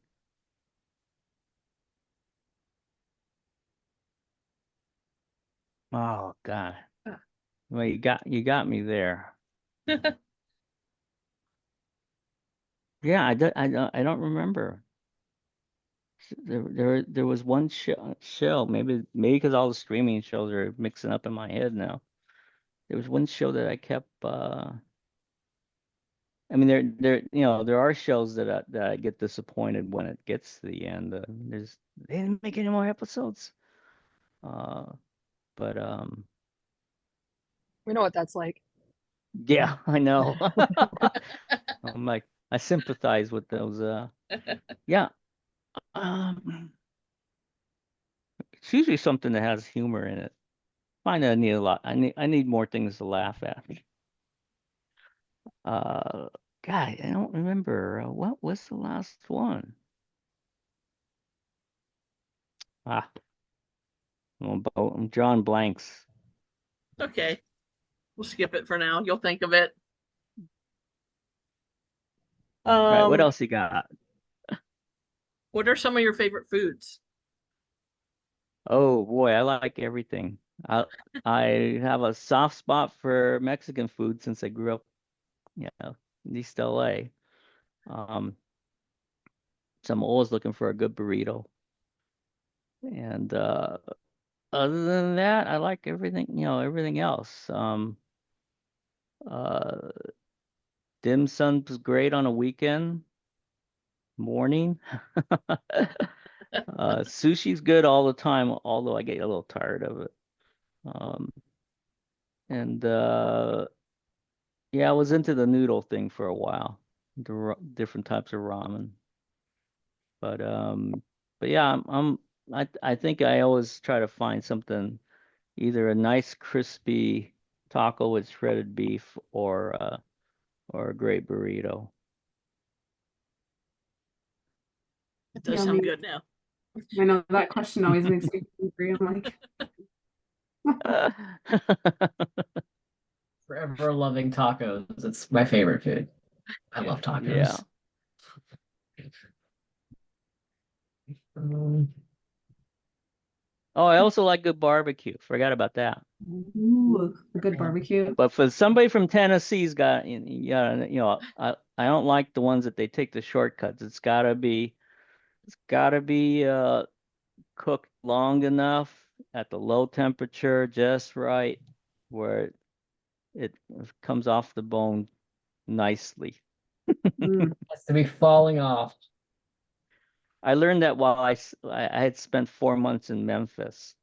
It was on that Oh, Elvis series. yeah. I Yeah. learned all about barbecue then.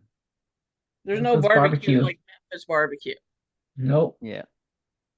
I mean, and I've gone to all these other places where, it's like North Carolina. Well, this is barbecue? What are you guys calling it? And they all like to get in the fights about their barbecue. Oh yeah, they do. Oh, Another question I have is, do you have any fears or phobias? Boy, I wish I did. I guess I don't. I You think know, you're the first. still getting helicopters. Do Still, you? Oh, wow. I got that one shot for that was uh I climbed in the helicopter as we were leaving. They were shooting from the outside in episode 9 for 'cause I knew it was a shot that Tessa wanted, something from inside lifting off, and Disney had approved me to get in there, but we were out of time. It was like dark. And I said, I'll just give me this other camera here. I'll take it. I know which porthole and nobody will see me from the outside. So just grabbed it and went. Oh, you're a brave man. But I think the more you know about it, the less you are fearful of anything.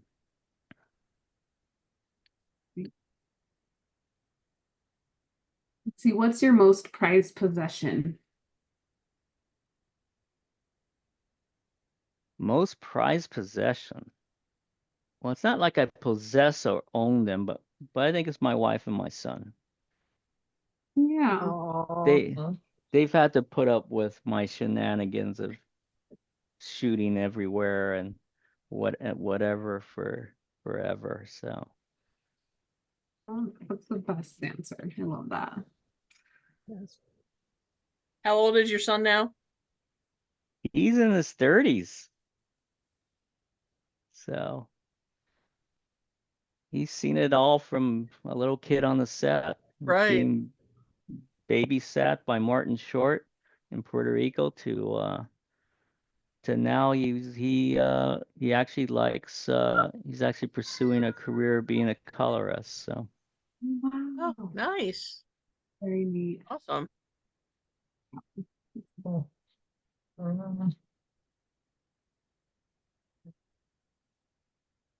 Anybody else got a question? No. did we get through all the fun ones? No, we've got a lot. I mean, we can go on. Okay. We could keep going. It's up to you guys. Alex, you want to go? Yeah, let me see here. Um,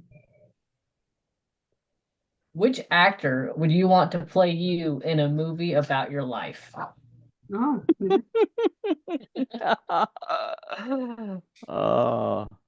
Oh, it'd be Dr. Ken, I think. Ken, Ken Jeong. Hmm. I like that. I've worked with him before, and he's hilarious. But he also has a great serious side to him. But anybody to jump out of a car naked in Las Vegas in The Hangover, I think I think he can play me. Like that. What was the last thing you ordered on Amazon? Oh boy. Let's see. I don't order that much from Amazon. I know I used to do that. What came lately? Or any other online? Yeah, I like to go to I like to actually, it's crazy, but I do like to go to local stores to get things like the local hardware store that's still around and stuff like Hmm. that. But sometimes you can't find those things. Right. Yeah. Probably like a cable, right? This cable from Amazon. There you go. You can never have too many cables around. No, I mean, I didn't know what I was gonna need today, so I have all these here.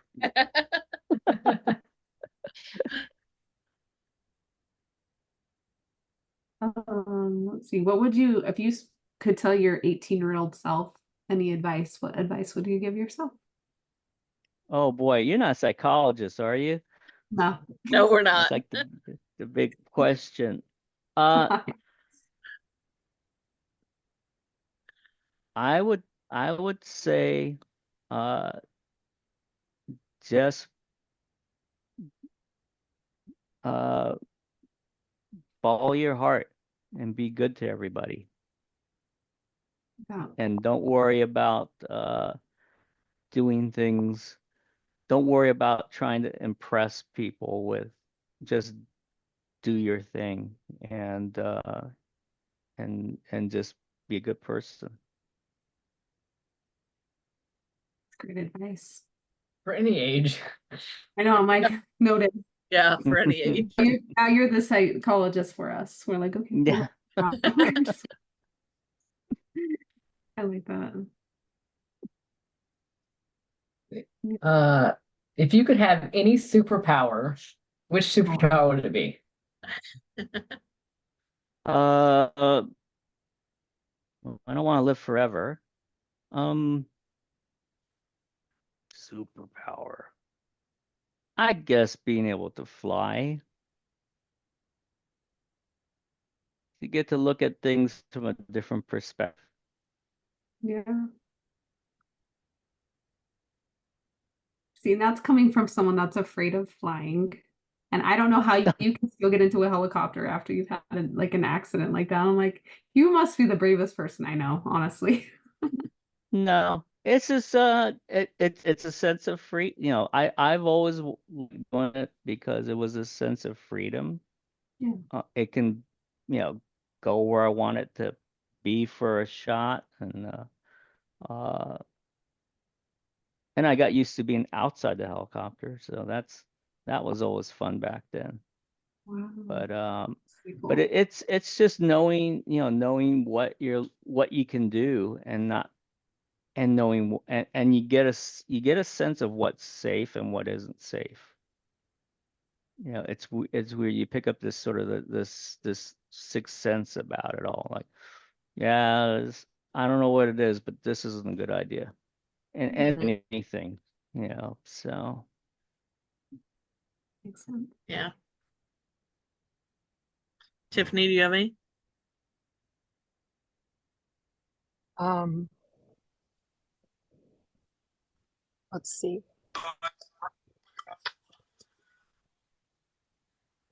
Hmm. They sent so many, Daryn.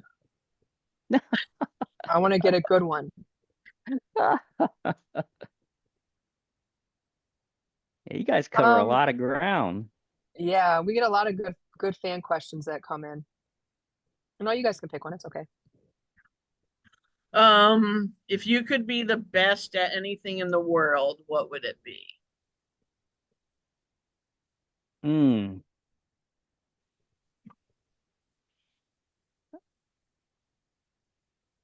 The best. You're already the best DP, so you gotta pick something else. uh,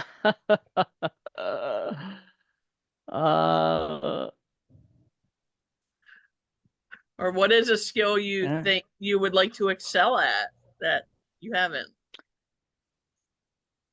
uh, Probably computer coding. I don't know why. It's just it's like a whole language of making stuff. Yeah, Mm. I think my brain would hurt too much if I tried coding. I haven't even tried it, but it's you know, it's like, yeah, this is, before it used to be like, what you could, make a handy little tool like a Swiss Army knife, and now it's all about, what's going to be the handy tool to have in your pocket when on your phone or something. So Yeah, We all survived the MySpace days, but Daryn, you said you didn't really yeah. do the social medias. But like, I feel like everybody that did some MySpace, we all have a little bit of coding in our blood. yeah. Mm. And don't remember how to do any I of it don't now. remember any of it, but No. it's okay. It's good. See, Yeah. are you more introverted or extroverted? Probably more introverted. I mean, extrovert, I'll speak up loudly when I need to, but I feel like if there's nothing to say, I'm not gonna. I don't need to be heard. I'd rather hear. I get a lot of. I learn a lot more about what needs to be done by just listening, and listening not just to the words, but what somebody's trying to say, but maybe it's not in words. Yeah, So. by observing. What's your favorite genre? Because you've done a vast variety of different films and TV shows, but like, what would you say your favorite genre is? Hmm. It's always fun to do something action wise, but then a lot of the story gets lost in the action these days. So, uh, I still like comedy. Comedy in the sense of, you know, using it to tell a story. Mm-hmm. So That's another reason why we I think, love Station is because there were just so many lots of little zingers in there. yeah. All right. I think it's reflective of, I mean, it's good because it's, you know, it it definitely, you get a closeness from it. There's so many times you feel like you can't you can't in real life. unless you care about somebody, you care. You care. Well, what did I say? I said to Jay Hayden, I think at one time, I said, yeah, I kind of make fun of the people I care about.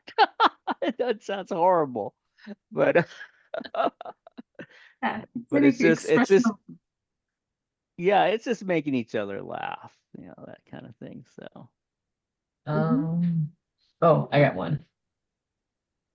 So if you could do any because I'm a horror movie like nerd, if you could do any horror movie you haven't worked on, which one would it be? oh, you mean one that's been done parts already? Yeah, like one that's already been done. Like if you could go back and do any of them. Oh boy. I'd like to do a version of Alien. that would That'd be be so fun. cool. Yeah. Okay. What living person do you most admire? Boy, living person. Uh, hmm, hmm, hmm, hmm.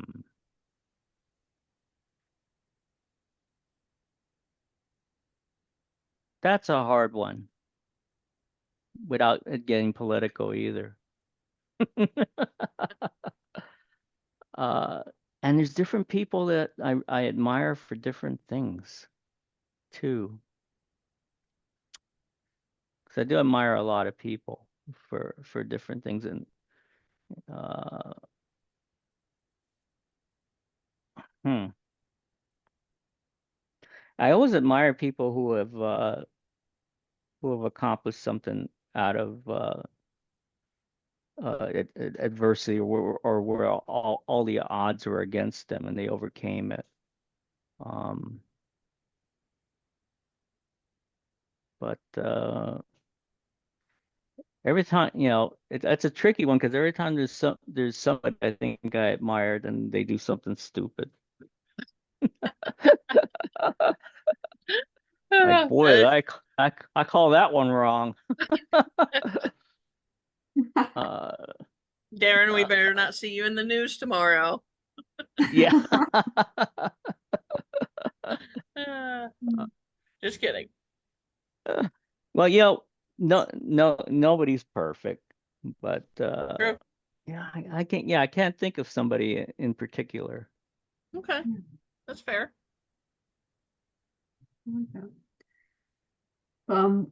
So we love following all of the cast and crew from Station 19 to their next projects, and then hopefully loop back around one day back over to Station. But in the meantime, what are some projects you're working on, or some things that you're excited about that we can celebrate with you? Anything coming? Uh, yeah, it's I mean excited. It's exciting for me to see what's gonna come next. Uh, but I am gonna do one episode of direct the rookie in beginning of October, which I'm looking forward to that because it's a lot of my friends or people I worked with from Castle. Yeah. So that'll be interesting. And it'll be the Awesome. first time I'm directing something outside of Shondaland. So That's exciting. Yeah. Very good. They're very lucky to have you. hope so. Thank you. Yeah.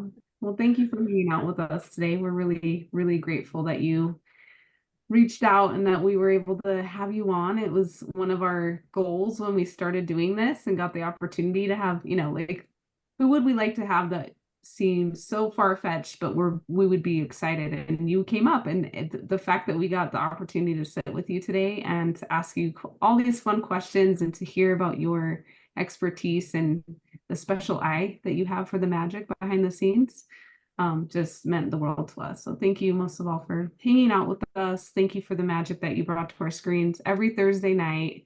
Um, I just don't know, like, this is our thank you to everyone. And Yeah. we, you know, you brought us all together, and I don't know that we have a way to just thank you enough for that. Like, it sounds crazy, but just watching a show, and we brought us together, a group of people that live all over the United States, and then we have friends and family now, Station 18 family that live all over the world. And so it's just pretty incredible thing to be part of and really exciting. So thank you for all that you've done and for hanging out with us most of all. Well, thank Yes. you all for doing this. This is great. It really is. Yeah. Really makes us feel like we're all part of the same family now. So. Yeah.